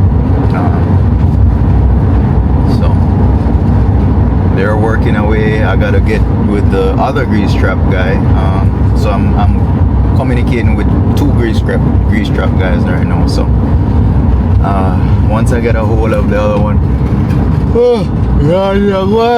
blows and skirt. I'm not even now cut out that, because this is what we do throughout the day. Yarn, we do all sorts of stupid. Yeah. So I make some calls as far as the restaurant. I make some calls, and then as far as the meats and stuff, I'm gonna season those up real quick. I'm not gonna go to the salon until later on tonight.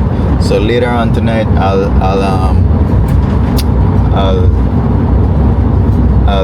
hold on. What I was gonna do at the salon, I don't remember. I had a brain freeze, yo. Yeah, salon good to go. It not really need cleaning, but I'm gonna head over there later on tonight. I'm gonna season up some meats and stuff. I have a list inside. I'm gonna check the list and see what's on the list. Anyhow, check back in. I'm heading to the house, and then we'll see what's next for the day. So I got that cooking in the rice cooker. Every day I just try to test something out, test different recipes, different taste, you know, stuff like that. So I'll test like different peas. You know, we're gonna be using the real peas, boiled real peas instead of canned peas. So everything inside the restaurant, we're gonna be using fresh ingredients. At first I said I was gonna use more processed stuff out of a box or anything, but I don't eat like that. So the more I go into it, I'm trying to make this restaurant as you know, as healthy as possible. You know what I'm saying? So I'll be using real produce ingredients, onions, scallions, getting it cut up, you know, and season our stuff. All our seasonings is gonna be from fresh produce. We're gonna make our seasoning, our sauces, all right? As far as the rice and peas, we're gonna be boiling our own peas, seasoning that you know, peas mixture with real seasonings, you know, garlic, onions, scallion, garlic. I'm repeating myself. Thyme, you know. So once I already have the recipes, so once we get our kitchen up and running, then I could start using those recipes. But because I'm trying to change up the flavors a little bit in terms of not so Jamaican, I'm trying to mix in, like, you know, American flavors, you know what I'm saying, as well as Jamaican. So I'm infusing both, you know, to come up with a new recipe. I know the rice and peas is gonna be the same. We ain't gonna change that, but we're trying to add a rice with spinach, like a spinach rice. It's not new. It's not something that I'm coming up with. But as far as the taste and the flavors and the spiciness and the sweetness of it and the coconut flavor, I'm trying to make my own taste. You know what I'm saying? But spinach rice and rice with mixed vegetable is nothing new. It's been around for years, decades. Everybody been doing that. So I'm just doing my own little spin on it, to see if we could come up something that, you know, that tastes really good. So that's why I'm doing all these testing every day. I'll test other, you know, this and this. Oh, I gotta go season the meats. I have the meats, the chicken, that bag of chicken I bought yesterday. I'm gonna season that up with our jerk sauce. That one, I've been testing it in the oven. I have a grill outside. I've been testing it on the grill as well. That recipe I have down pat. I ain't gonna change it. The only thing I might change is just the heat level. What was that? Oh, yeah, it's just the heat level. So I'll probably make it a little bit more spicy or a little less spicy. But as far as the recipe and what goes in it, it's gonna be the same. The pork is gonna be the same. The fried chicken is gonna be the same. So I have all those recipes together already. The salmon, the lamb chops, we're gonna use the same seasoning on each of those, right? We're just gonna doctor each one a little bit. So like the pork might be a little bit more spicy versus the chicken. The lamb chop is probably gonna be less spicy. You know what I'm saying? So we're just gonna, it's just the heat level we're gonna adjust for each, item. Fried chicken is fried chicken. We're gonna flour that and season up that flour and make it taste more like a home style fried chicken. I did a test batch the other day and they loved it. So I think the chicken is already set. We already know what we're gonna do with the fried chicken. Yeah, so I'm just here testing. I'm gonna season up this meat right now. Let me look at my list. I'm gonna shoot these contractors some text just to make sure everything is going good. I gotta go to the salon later to hang that TV, move that TV down and spray. I have to go to Lowe's. I want to go to Lowe's. Yeah, and then as I said, tomorrow I'll go get the trailer. I just called my friend of mine to help me with it tomorrow. So I'm gonna go load up the trailer and get it over here tomorrow. So yeah, we'll see what's going on with that. Let me see.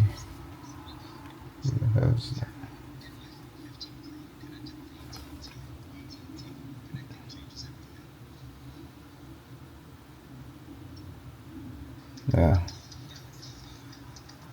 Hold on 1 second, guys. Yeah, guys. So, someone rang the doorbell. What happened is the address, this house over here is kind of new, so the address, the GPS is bringing people all over. They're going to I almost called the address. Screw that. Anyway, people them come, them a go next door, but they keep showing up at our address. Amazon come to ours and drop their stuff over here, and as well as sometimes they drop our stuff next door. The numbers are real close, so that's why they tend to go to the wrong house all the time. Yeah. Anyway, so I was saying, I'm working on getting the recipes down and different flavors, and we're trying to infuse American flavors with Caribbean flavors, with Jamaican flavors. That's what we're pretty much doing. So at the end of the day, it's just lots of testing just to get that flavor profile right. I think this needs some more water, guys. Let me add some more water. The rice is still not, because I added so much things in there, it's not the rice needs to cook more, so I'm gonna put that. Yeah, so quick and easy. We just whip up some stuff and make notes and see what we put in there. And as far as recipe with this rice right here, it's like a spinach, mixed vegetable spinach rice, so we're just gonna call it spinach rice, right? So I'm just doing this testing to see how it tastes and how it comes out. We want to try and keep it simple and quick. We don't want a lot of ingredients where anybody can make it. We just need simple ingredients and tasty. So with this, we're just gonna use fresh spinach, fresh mixed vegetables, and then with the rice and or seasoning. So whatever seasonings we add to it, we're gonna keep it simple. We're not gonna be putting a lot of different stuff where you need a chef to cook it. What we're gonna do is prepping for these rice. So ahead of time, I'll pay someone just to prep, pretty much. So that prepper will prep each pot of rice individually, right?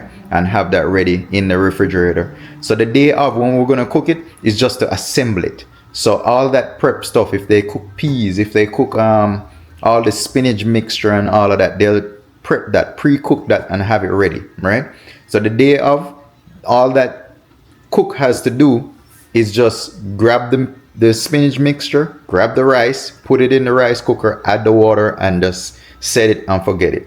So that's the recipe I'm building. It's not only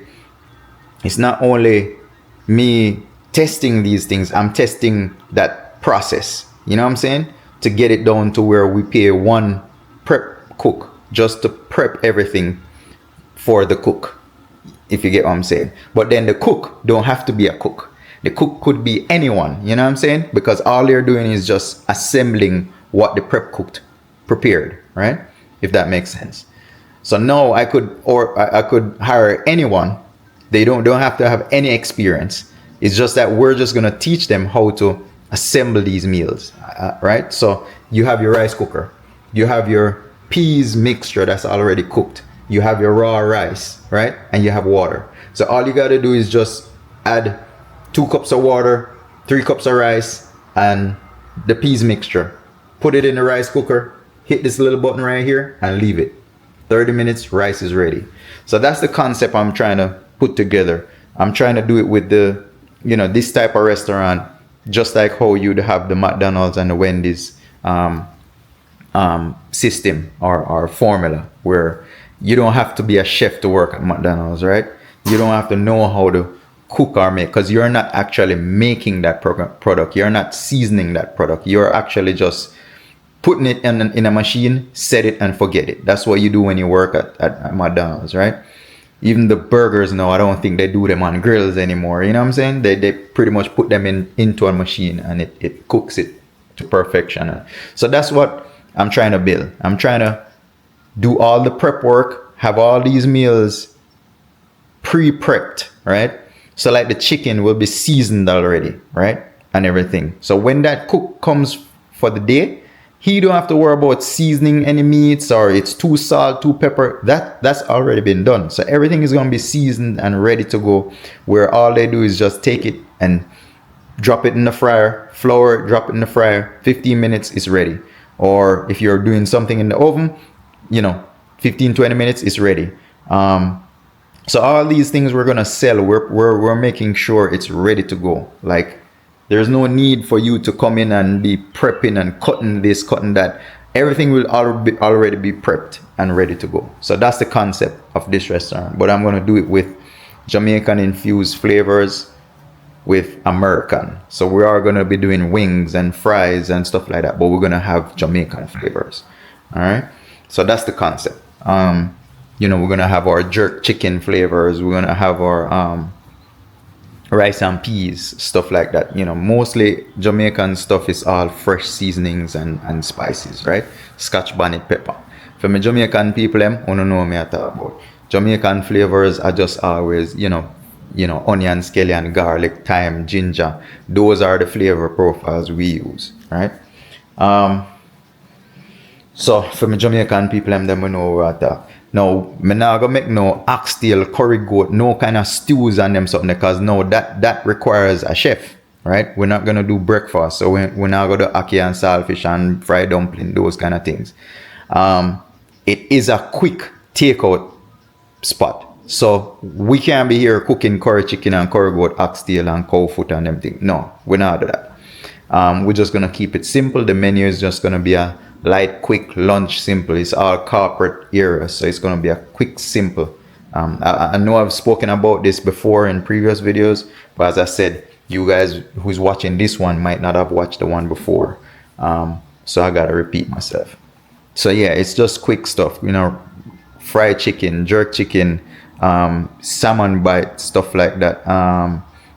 We're gonna be doing it on top of fries or rice, and then we're gonna have two different fries: sweet potato fries, regular fries. We're gonna have two different rice and peas, or the spinach rice. That's what we're trying to do. So we're gonna just keep it simple, keep the options limited, and just make it nice, make it real nice. You know what I'm saying? So that's why I'm doing a lot of testing, just to make sure we got the recipes down. I hope none of the Jamaican people are watching me one restaurant now got thief my style, because I am putting it out ahead of time. However, when you can't thief it all on one, thief it all come down to taste. You could make a spinach rice and it's probably not gonna taste the way I make it. So, I'm not worried about putting stuff out there, or ideas, or anything you might hear me talk about. You ain't gonna be, there's enough. We have 300 million people here in America, so it's not, you won't hurt me. You doing the same thing, I'm doing the same thing somebody else out there is doing, and it's not gonna hurt them. As long as you ain't come, and even if you come right beside me and do the same thing, there's enough mouth here to feed. So I could tell you what I'm doing all day. It all comes down to how it tastes, if you make it good or not, and also how you establish that relationship with your customers. Because you'll be right beside me, because I've done it before, where I'm at an event. For instance, I had a friend of mine. He had another jerk food trailer, and we're out there. Just a little side note story. We're at an event. His truck has what he does, jerk, everything on it. Now, my truck didn't have all of that. We just had a name. So that name didn't have anything to do with food or jerk or anything like that, right? However, we're at this event several times, and he has no customers, but I have all the customers, right? So the only thing we could say between me and him, we spoke, and he told me how much he made for that day, and I told him it was like not even night and day. He didn't make no money, right? But his truck is well advertised with everything on it. But mine just had one name, and it didn't even have a food name on it, right? But point of the story is, you could be right beside me. He was right here, right beside me. I was here, he was here, and he didn't make no money. So at the end of the day, it all boils down to how your food tastes. That recipe that you have, it has to taste good. Bottom line, that's where it is.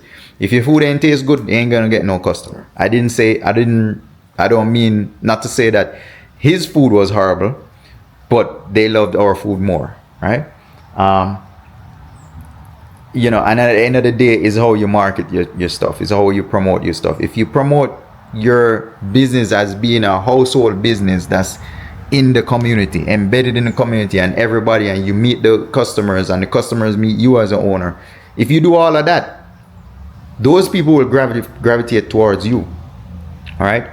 Him, on the other hand, he didn't have a space like a restaurant. It was just a food truck. So at the end of the day, I was coming into the game with all those people supporting me. You know what I'm saying?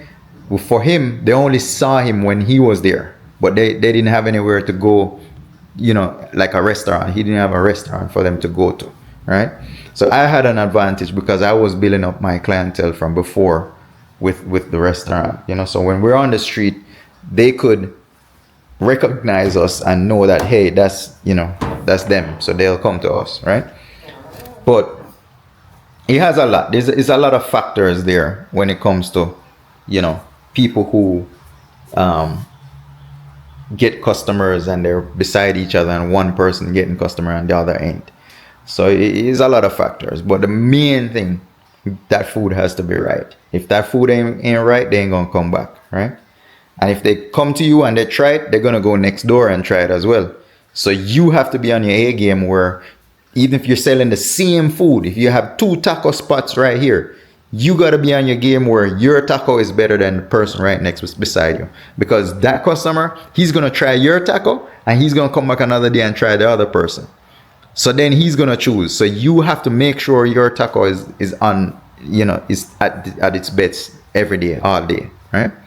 So that is why I'm putting together these recipes and make sure I have consistency where it's, if it's good, you keep it good and keep it consistent, so that we won't run into that problem, But when you put the consistency into an employee's hand, then you might have a problem, because if the employee leaves, then there goes the consistency with them, right?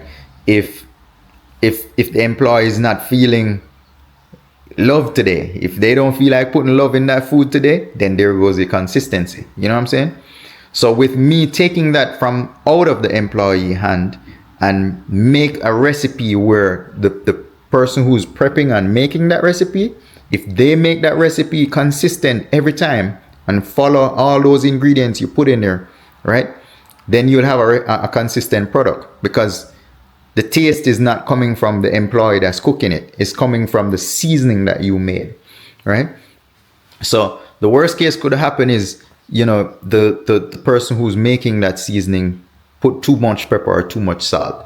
So you kind of can have a little bit of quality control going on, where after they make it, then you have someone else taste it. Make sure you train them to know that, or I'll taste it and make sure that seasoning is done right, is made properly. So you can make mistakes even with the person who's making the seasoning. You know what I'm saying? But you could limit it to to smaller amounts of mistake. If you have someone making and seasoning and doing all the meats and doing all of that, then what's gonna happen is one day he might forget something. You know what I'm saying? And it's gonna happen. A lot of times it happens every day in restaurants. You'll have a piece of meat today and it's fresh, it's no salt, and then tomorrow it's seasoned perfectly. Another day it's too salt. So you have to pay attention with your consistency, as owners of restaurants and stuff. A lot of times the big box brand places, they don't have to worry about consistency, because all the burgers is made in a factory somewhere that's pre-seasoned with the right amount of salt, right amount of everything. So the workers, they're just cooking it. They're just putting it in a machine, and it's timed, and then it's ready to go perfect every time, So what they did was take the consistency out of the workers' hands and put it into the machine. So the consistency is in the machine. The worker is just there to load up the machine and press that one button for it to start, and it'll stop itself. Right? So it's the same concept I'm doing, but just with, Jamaican infused foods. Caribbean Jamaican infused food, right? So that's why I'm doing the testing, to get the buzz out and see what people think, and then I could make adjustments. Whenever I give somebody something and they say, it needs more seasoning, that's just telling me it needs more salt or pepper, right? If you're making something sweet and they say, hey, it is fresh or whatever, just add more sugar, right? So, most times when someone says, hey, it needs more seasoning, you could just narrow it down and say, hey, does it need more salt or it needs more pepper? They're going to say it needs more seasoning. It's like they can't tell you, right? Because they don't know. They're not cooks, right? However, for me, I've realized that it's either going to be salt or spice. When they say it needs more seasoning, it's either salt or spice. It's just the way our taste buds work, right? It's never about the seasonings, because they don't know what it needs. It's not like it needs oregano or thyme or scallion or onion. They don't know. They can't tell you that. They just know it needs more seasoning. So what I'll do, I'll ask, is it spicy enough or not spicy enough? If they say, yes, it's spicy, then I know it doesn't need pepper. It needs salt, right? But most times when someone says it needs seasoning, it's either salt or pepper. And then how to eliminate which one, to know which one you need, is just ask them, hey, is it pepper? Is it too spicy? Then once they say yes or no, you know what to add. If they say no, it's not spicy, then you could add a little bit more pepper. Then you could say, hey, is it salty? And they say no, it's not salty. Then you just add salt. So that's how I really know how to add salt or pepper when I give somebody to taste something. The first thing they're gonna say, it needs more seasoning. But the seasoning is there because we always make our fresh seasoning, you know, onion, scallion, garlic, and pepper and stuff like that, right? So that's always, that taste is there already. But when someone tastes it, it's either going to be salt or pepper, right? So if you're making food at home and you're at the house and you taste it and it tastes kind of bland, you know, add salt and pepper. If you don't eat spices and stuff, add salt. Unless you didn't put any fresh seasoning in there or you didn't put any kind of powder seasoning or anything on there, then you will have to add those. But if you already added those and it's tasting like it needs something more, it's always going to be either salt or pepper. Yeah. So I'm here, I'm waiting on the rice to cook. I think I'm going to put a piece of fish in the air fryer. It's already late. It's like 2 o'clock. I still haven't ate yet. All I had was just some hot water today. I'm gonna stir this pot real quick. Hold on.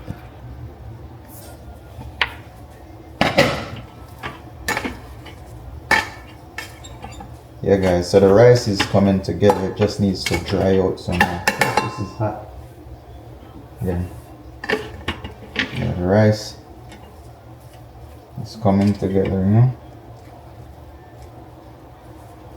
As I said, I just need to let it dry out some more.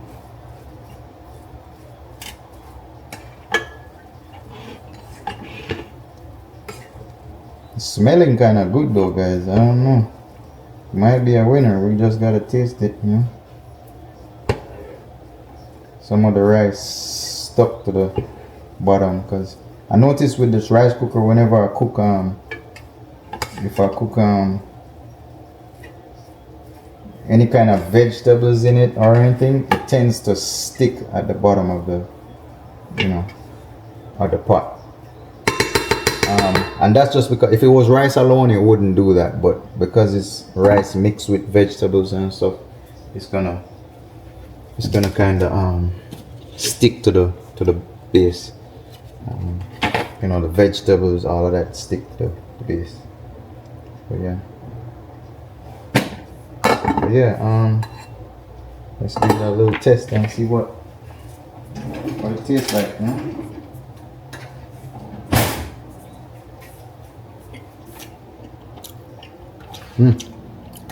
It's different. What happened is this milk, I don't think we could use this milk. This milk is like a sweet cream. I thought it was coconut milk, but it's more like a sweet milk.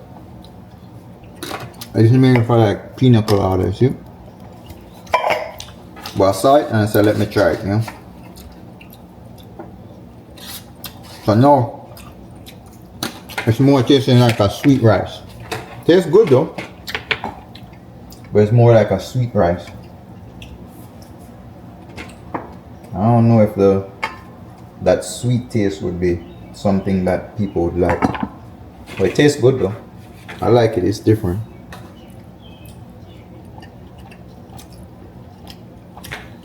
But definitely the spinach and the vegetable, that could work.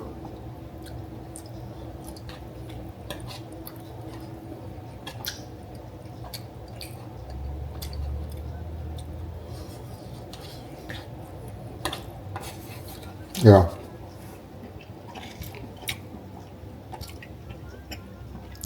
And then what I would do, I would add the spinach, the fresh spinach, towards the end, because when you cook it with the rice, it makes the rice turn green, right? So what we'll do is like mix it in towards the end of the cooking process.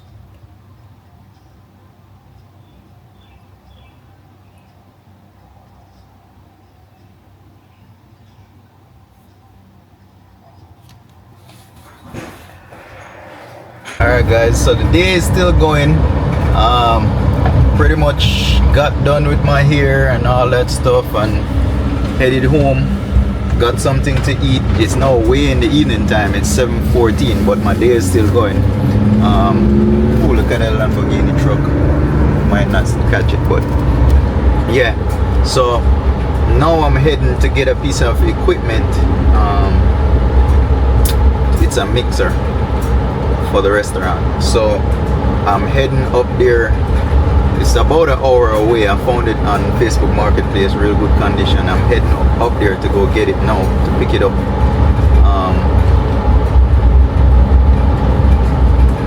So I told the guy I'd get there by 8:30. It's now 7:15. So I should get there by 8:30. It's like 50 something minutes drive. You know, with the traffic and all, it might take me a little bit more time. So I'm heading over there now to pick that up. Yeah. Let's see. So today, I was just doing some what do you call it? Research online. I was searching for mixers. I'm searching for just equipment, different equipment that I would need for the restaurant. Yeah, so today I pretty much got most of what I needed done. I was gonna head out and go to the farm market to go look at some pots and stuff, but they have a section over there with some huge pots, so I wanted one of those huge pots. But I'm gonna pick this up, and then tomorrow I'll go look at those things.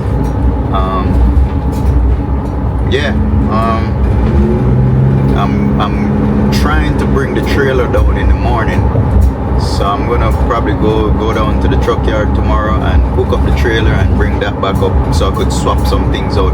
I want to start getting the equipment in one place. All the equipment I'm gonna use, I want to get it in one place. That way I could know what I have, like, in one place. You know what I'm saying? What I need and what I have. I want to check it off, make sure everything works, plug them in, make sure, you know what I'm saying?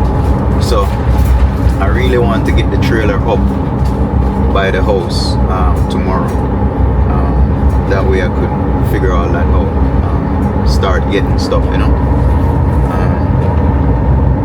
I haven't heard from the architect today. I didn't get to call him actually, so I didn't call him and I didn't call the other grease trap guy, but I'll try and reach out to them tomorrow via text to see how far they are with whatever they're doing. Grease trap guy, I just need him to, you know, confirm when can he come and start working. The architect guy has another week worth of work to do, or maybe he could finish it early this week, but they still have time. He told me 3 weeks, so it's still, today would make 2 weeks, so we'll see how long before he gets done. So that's that. I'm pretty much, the drawings is what I'm waiting on. Once I get the drawings, then I could distribute that drawing to whoever needs it. You know, the county, you know, the city, the plumbers, the GC, general contractor. All those people need that plan. So once I get that plan this week, I'm gonna start. So hopefully by next week we could start talking to people about getting started. So we'll see how that part works. But now I'm heading to Dawsonville. It's called Dawsonville, Georgia. Here, the ear. Never show you the ear this morning. Yeah. So we're heading to Dawsonville, Georgia, to meet this guy. Yeah. Oh, there's a little meetup where I look at the rich folks over there. Rich kids, you know. They're all kids, all Skylines and M3s, M4s. They're all kids, young kids, you know, rich folks. But yeah, them M3s and M4s look nice, yo. One day I'll buy one of those. I rather put it into a building, you know, into a business. Anyhow, them cars ain't nothing but liabilities, yo. They break, you try to make them go faster, it breaks again. I would rather put it into a business than to, you know, I'll drive an old car and have a business that makes money. But them dudes over there, their dads are rich. They probably own the plaza they're parked up in. So they could do whatever they want to do. Yeah. So on my way to, I'm gonna stop at the bank to get some cash to pay for it. Yeah.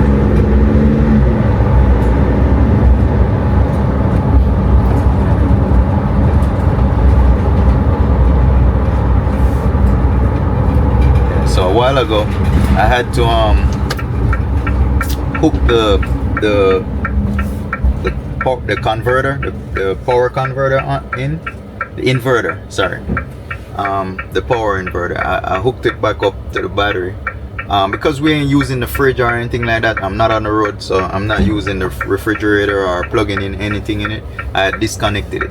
So what I did was, oh, look at that RDR8, a white one. Yeah, nice. Sound like you hook up too. Yeah, so I'm gonna hook up the power inverter because the machine I'm gonna buy, I'm gonna meet him somewhere at the outlet mall or something like that. So there's no power. So because I have power in the van, I hooked it up so I could turn it on and plug it in. You know what I'm saying? Just plug it in real quick, see if it works. So, you know. Yeah.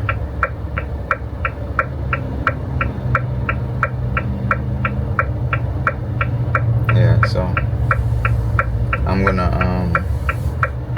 dang, this light, why the hell is light always take forever to change? Yeah. So yeah, I'm gonna stop at the bank. I'm heading to the bank now and then head to him. It's already, let's see, 7:30, 7:26. Bank is up the street.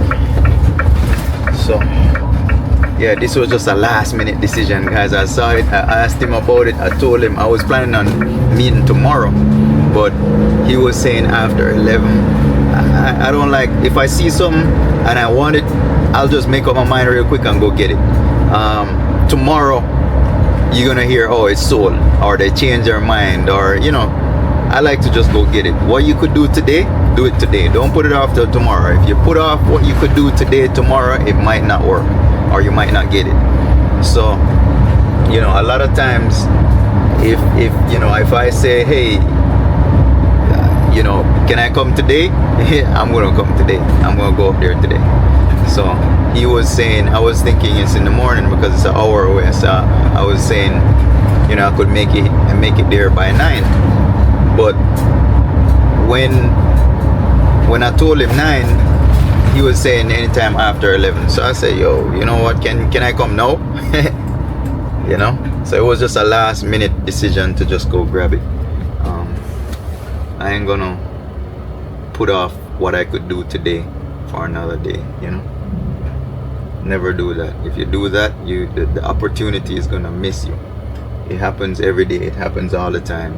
Even if it's a everyday life thing where you gotta go to work or you getting a job or something, never put off what you could do today. Unless you can't do it today, that's fine. But never put off what you could do today for tomorrow. You ever hear this saying where say make hay while the sun shine? That's what I'm doing right now. You know, sun is shining, so I'm making hay. Next thing, you wait till tomorrow and there's no sunshine, so you can't make hay. You see what I'm saying? So that's just a little tip for all who's out there. If, you know, always be persistent and determined, and you know what I'm saying, do what you gotta do. You know, always do what you have to do to get the job done. You know.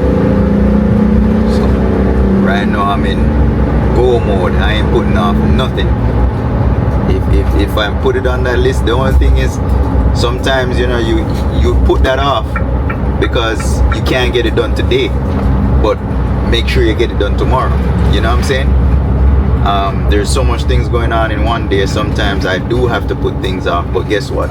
I'm just prioritizing stuff. You know what I'm saying? Sometimes it's this might come before that, and then the day is done. So I'll put that off. So that's the only way I'll put stuff off. But if I can do it today and it's still have enough time in the day and I'm not tired, I'll get it done. That's the mode I'm in right now. Before it wasn't like that, you know, because it was more laid back. But now we're on a mission. So because we're on a mission, we're gonna get these things done. Yeah, we're gonna get these things done.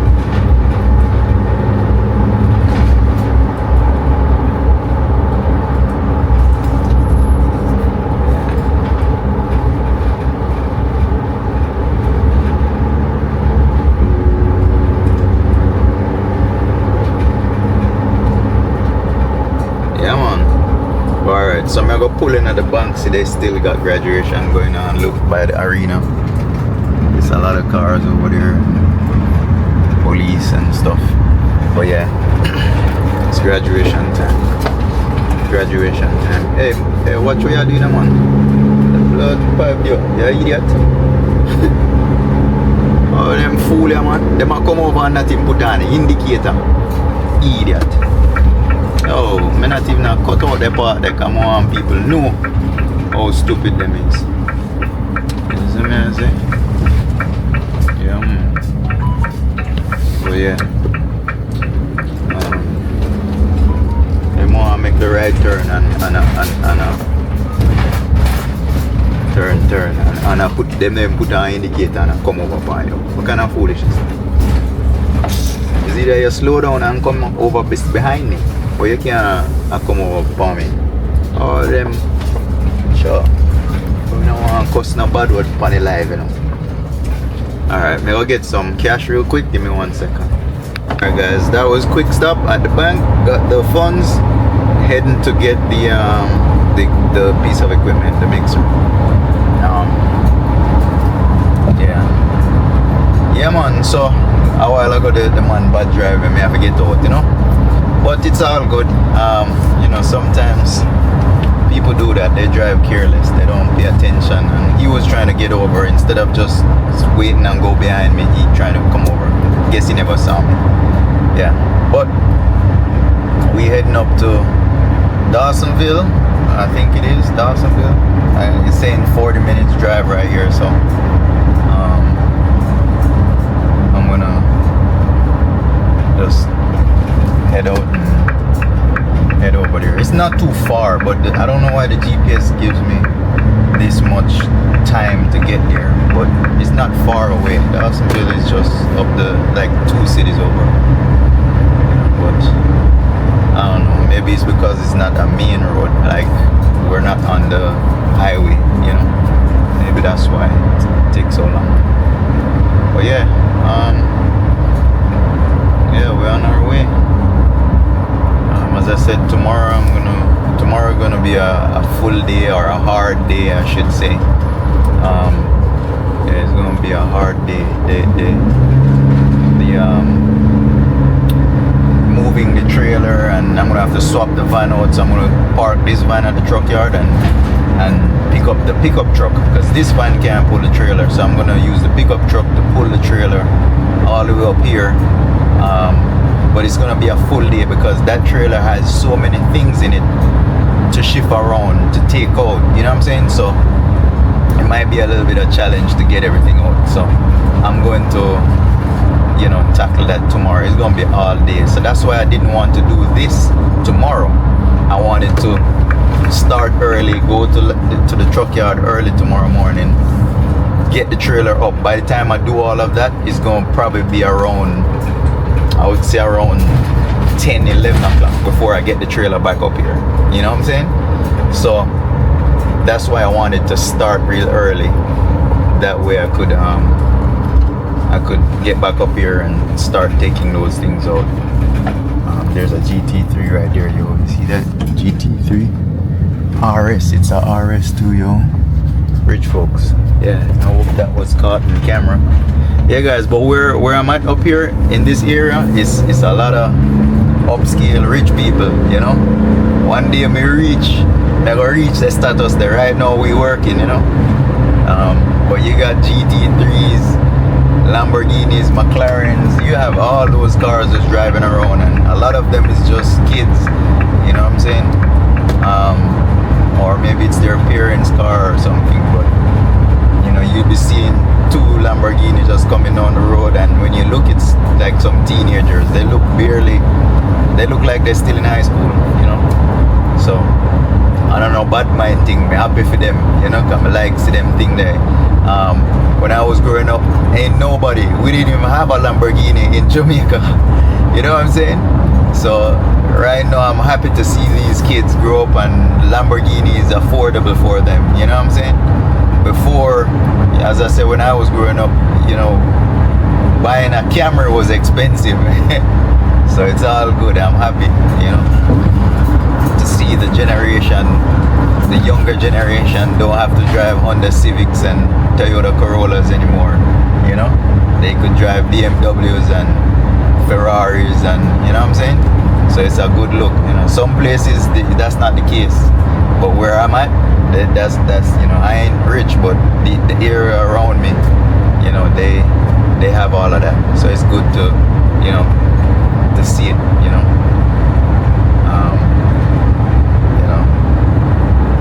Maybe if I was that type of person where, you know what I'm saying, I would have probably fell for it and got one of those cars by now, and flashy cars. But I was just never a flashy person. I love cars, I love all those things, but I was just never a flashy person. You know, yes, you have your dream cars and stuff like that, but having a dream car, you get that car, you get tired of it within a few months. You know what I'm saying? Maybe a few weeks, few months. You're tired of it. You're just looking at it. It's costing you money. I guess, let me not say that, because if we have had money, I would have got it and park it up. Because I have stuff at the house now. I have a car covered right now that I'm keeping and I'm not selling. So it's just, if I had the money, I would have probably had one of those cars parked up too, for no reason. You know what I'm saying? And don't even drive. So I ain't gonna even knock those people who do that. You know, they got the money, have at it, go buy it. You know what I'm saying? As we say, we have one life to live. If that makes you happy and you want to get a nice car, go get a car, yo. You could give me a little drive in it, you know. But yeah, but that's not my type of thing. My thing is just simple, you know. I don't have to have no expensive shoes, clothes, nor house, nor I don't need none of them big old house and expensive cars. And I just want to live a simple life, afford to live. I could, you know what I'm saying? If I need to take a little trip here, I could afford it. That's all I need. I don't need no, you know, house that I have to walk a mile or get a scooter just to go from one end to the other end. Nah. Maybe if that was the goal and I was pushing to get that, then I would have probably had that by now. But that wasn't my goal or intention to get those type of cars, and you know, nah. He's a simple brother. I live a simple life. You see me? Yeah. We all, you know, have nice things and want nice things and stuff, but lately, you know, I've been saying, you know, do we need it or do we want it? You know, right now, all these things around us is just wants. You know, it looks nice and appealing. You see all these cars and you want it, but do you need it? You know what I'm saying? My little old car or pickup truck could take me the same place that expensive cars going. So, you know, it's just to have it, just to have it. I don't know. I like them car though. That GT3 is a dream car, but to be honest, I don't know if I would even walk into the dealer and buy one. It costs so much money, yo. I don't know.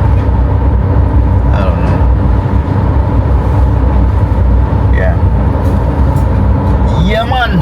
So it's a Friday, guys. You know, Friday evening. Everybody out eating out at the restaurant and coming home from work. It's now 7:30. So people, I don't know, people probably going home, taking a little rest to go back out on the road. You know, in Atlanta here, everybody be going out on a Friday night, mostly to eat. You know. or to the club. And some people go clubbing tomorrow night, which is Saturday night. I don't do any of those things anymore, so right now I'm just working, you know. I want to be able to be alright by the time I'm 55, 50, 60, you know what I'm saying? I want to be alright, that way I don't have to be working hard and getting up every day. I could just sit somewhere on the beach and chill, or just stay home and chill, you know. So now I'm putting in all that work so that when the place I fix up so good, yeah, putting in all that work from now, that way we'll be alright, you know, in a few years, you know, a few short years, you know? Yeah, man. Alright, now I'll do anything, I'll do all the work I have to do right now just to be alright, you know. Yeah, my goal is to just have a lot of these restaurants in all these gas stations, you know. Just have them with, you know, and provide some jobs for people, and you know, they could earn a living, pay them well, and you know, you make a little bit off the top and be alright, you know. Hopefully we can build somewhere somebody, it will go down in a memory, you know what I'm saying? Like, oh, you have your McDonald's and your KFC, and hopefully I could build something that will turn into something. That's the goal. Now hopefully we need to change that and say that's what I'm gonna do. I'm going to build the next best thing, you know, when it comes to quick Jamaican infused takeout. No one is doing that. No one is doing that. I mean, you do have someone like Golden Cross and those places, but very few. I don't see a lot. And Golden Cross, I think it is a restaurant, but it's a bakery first, you know. It's more of a bakery. It's just that they complement those products with a restaurant, and I think in some places it's more of a restaurant, you know, because I think the name of it is Golden Cross Bakery. It's not Golden Cross Restaurant. So, but most Caribbean bakeries sell food, you know, like Royal Caribbean and all those places, they sell food, like Jamaican food. So I don't know if they class themselves as a bakery or a restaurant, and I'm not sure. However, we're gonna build the next best, you know, Golden Cross or Royal Caribbean, you know. Yeah, man, we're gonna make it happen. But you gotta start. Can't make it happen if you don't start, you know. You got to start. So, yeah, guys. So today is still going. We're still going. We got up early this morning. I think we got up like 6 or 6:30 this morning. I went to bed late last night, like probably like 2 o'clock, editing that video, trying to upload it. Oh, yesterday's video is uploaded. It's up on the tube, so you guys can check it out. If you didn't see that video and you're seeing this one, check out yesterday's video. Got a lot done yesterday as well. But today, you know, it wasn't super crazy busy because I was doing my hair. I was, you know, lining up the side, getting it braid. But before that, before 11, I was actually trying to finish upload, because last night I was there till 2 o'clock last night. Oh, I saw some horses right there. I should have showed you guys horses by the roadside. Yeah. So I was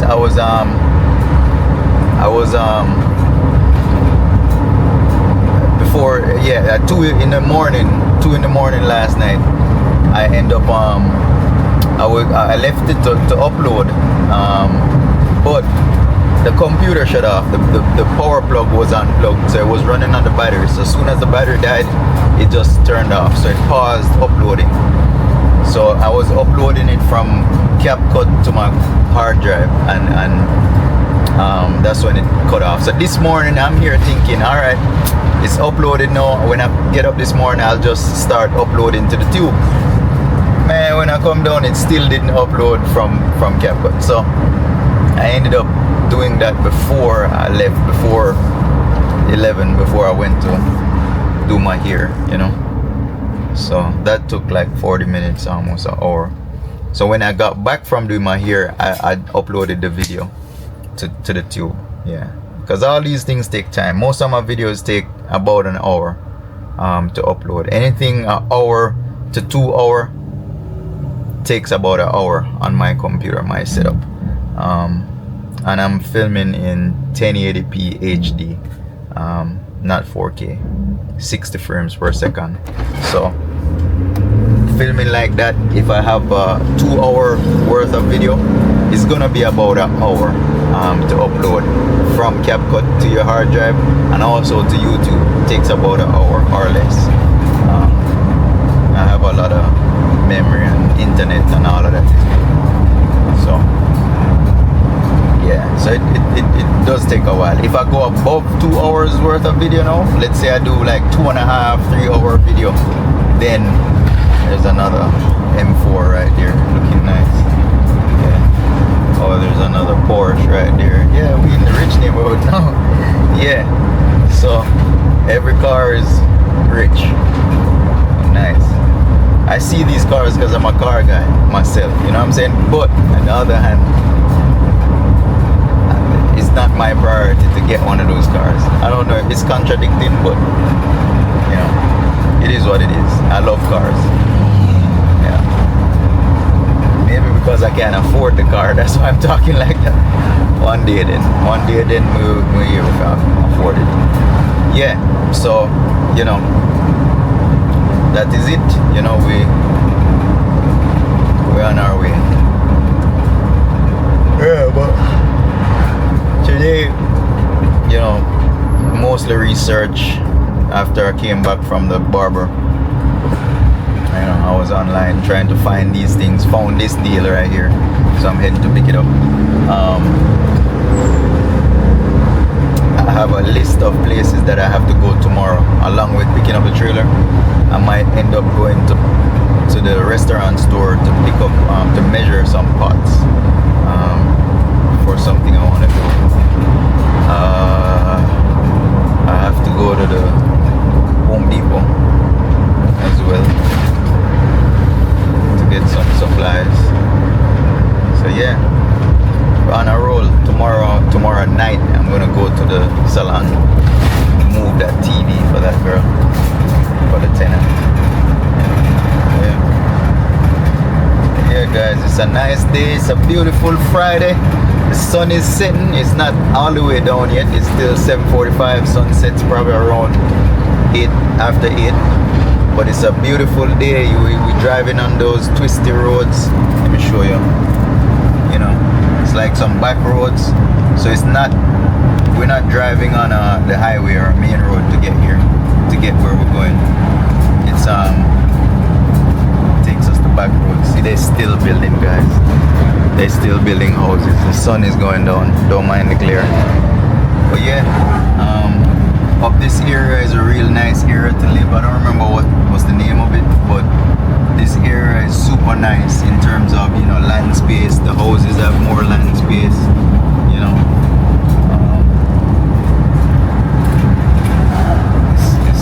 You know, you're not too far from civilization up here. You still have you have a main road right here, so it's filled with everything. Like, you got all the Kroger's and Walmart and everything out here. On the side roads, it's more, I wouldn't say country, because look, see, there's a Publix right there. But on the side roads, it's like country, but it's not. You're still in the, you know, in the city, in, you know, whatever city this is. I guess it's Cumming, they call it Cumming, Georgia. Jamaican people, them are gonna knock me for that and say, yo, which place named Cumming? But yeah, We not watch none of that because we are talk worldwide. We not talk to people just in Jamaica. So we gotta talk where people will understand. You know. Yeah. We're just taking these back roads on our way up, and it says 23 minutes for me to get there. I'll get there way before. I told him I'll get there 8:30. But it says I'm gonna get there 8:10. So that's not too bad. Even with the stop that I stopped at the back. So it's not bad. Yeah. So see, it's more like country out here, but it's not. You know, all these roads right here, they lead up to houses. You know, but you know, so it's like you're secluded, but not secluded. If you know what I'm saying, still close by civilization. You're close to everything. So there's a park over there. You can go walk. People park their cars and go walk. There's a trail back there. You can go down to the Chattahoochee River. If you ever hear them talk about the Chattahoochee River, that's the Chattahoochee River right here. You're crossing over. So yeah. Yeah. They have tubing on the Chattahoochee River as well. So this time of year, when it gets warm, people go tubing. They got some buses that takes you up to a spot, and then you tube down the river to another spot, and they take you back upriver. So all that right here is right in my backyard, right here. I mean, you know, in my area, right here. Literally, you have the tubing company about 10 minutes from where I live. You could go tubing if you want to go to. So Georgia has a lot of places to go. Like apart from the city and the clubs and the nightlife and this and that, you have a lot of adventures you could go do. So maybe I should start doing some of those, just going places, just to show you guys. So you have a lot of falls here in Georgia. You have a lot of like scenic places. You have down by the belt line, you could go walk. That's down in the city though. But out here in the country, you have a lot of falls, and mostly falls and camping area. You have a lot of those here in Georgia.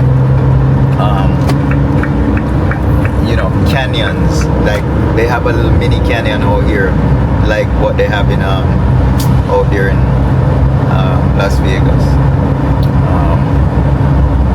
You know, you have what else? A lot of rivers. You could go whitewater rafting up there in the Georgia mountains or Tennessee border, right? We've done that a couple times. Whitewater rafting. You just have a lot to do when it comes to scenic stuff. You have the cabins up there in the woods, up in the Georgia mountains. You have up by Helen, Georgia. It's a German town up there. You have I don't know if it's still open. I haven't heard anybody talk about it, but you have a drive-through zoo down there where you can drive through with your car. I should look that up because I'm not sure if they're still open. But this thing says speed trap. I don't see no speed trap. Yeah, the GPS saying speed trap ahead, yo. But I don't see no speed trap. We'll see. He's probably hiding somewhere. Yeah. So, you know, you have a lot to do. You have I can't even talk, you know, remember them on the top of my head, but I've been to a lot of places here in Georgia. Like a lot of places, you know, lots and lots and lots of places. Not 10, not 20 places, more than 10, 20. I've lived here a while now, so you know, over the years I've been to a lot of places. Some of them I don't even remember. Well, right now I'm not even remembering any. But you know, it's if you're that type of person who wants to, you know, go nature hiking and in the woods and camping and, you know, cabins and stuff like that, this is the place for you. There's a lot of that. If you want to go look at the falls or rivers or go, hiking by the river, there's a lot of that. If you want to go tubing, you know what I'm saying? You have a lot of choices. There's a lot of choices. It's not just one of everything. It's a lot. So, tubing is fun. Whitewater rafting is a little bit scary, but it's fun. You know what I'm saying? So it's just a lot to do. It's a lot of stuff to do, adventure-wise. If you're just into the city and want to go clubbing, and you could go down by the Ferris wheel, you could go down by Centennial Park just to chill out. You have a lot of parks. You have the Beltline. You know what I'm saying? Not to mention the amount of restaurants, food places down there you could go eat. It's like, man, you could eat at a different restaurant every day for the next couple of years here in Georgia and still don't run out. You have so much restaurants available and they all still open for years or still making money. I'm open in a restaurant, so just to show you, it's a good business if you put the love into it. You know what I'm saying? If you don't care about it, it's not gonna last. But if you put everything into it, take care of your customers, make sure the food is good, it'll last. You'll make money out of it. So yeah, guys, it says 16 minutes. It's gonna take me on the highway for a minute, so I'm gonna jump on the highway and head up there and pick up the mixer and head back down. So yeah. Alright guys, so enough talking. It's been 25 minutes, so let me head on the highway, and I think it's just a short minute we're gonna go on the highway. I'm gonna head up there and then on my way back I'll check back in. After that I think I'm gonna close this video out. There's not much else to do after this, so I'm gonna close it out after this. Yeah, by the time I get back it's gonna be late, so I can't go to the farm market or anything like that. I won't be able to. It's gonna be late, so and I won't be able to go to Lowe's either, so everything else is gonna be tomorrow. So when I get back I think I'm just gonna close it out right here. Anyhow guys, I'll check back in once I'm heading back down. Alright guys, so we made it back home. I picked up that mixer I went to get, got it, made it back home. We think I'm gonna close this one out. It's now after 10, let's say 11 o'clock. I had stopped by the salon, give it a quick clean so I don't have to go there early in the morning. So vacuum the hallways, clean the mats, do all of that. So it's pretty clean now. I did go through it. There was no one there working. I didn't get to film that because I just stopped real quick and just started cleaning and tired. So now I'm home. Tomorrow I'll be going for the trailer first thing in the morning. As soon as I wake up I'm gonna head down, get the trailer, bring it back. But yeah, I'm pretty much here. We're gonna close this one out. See you in the morning.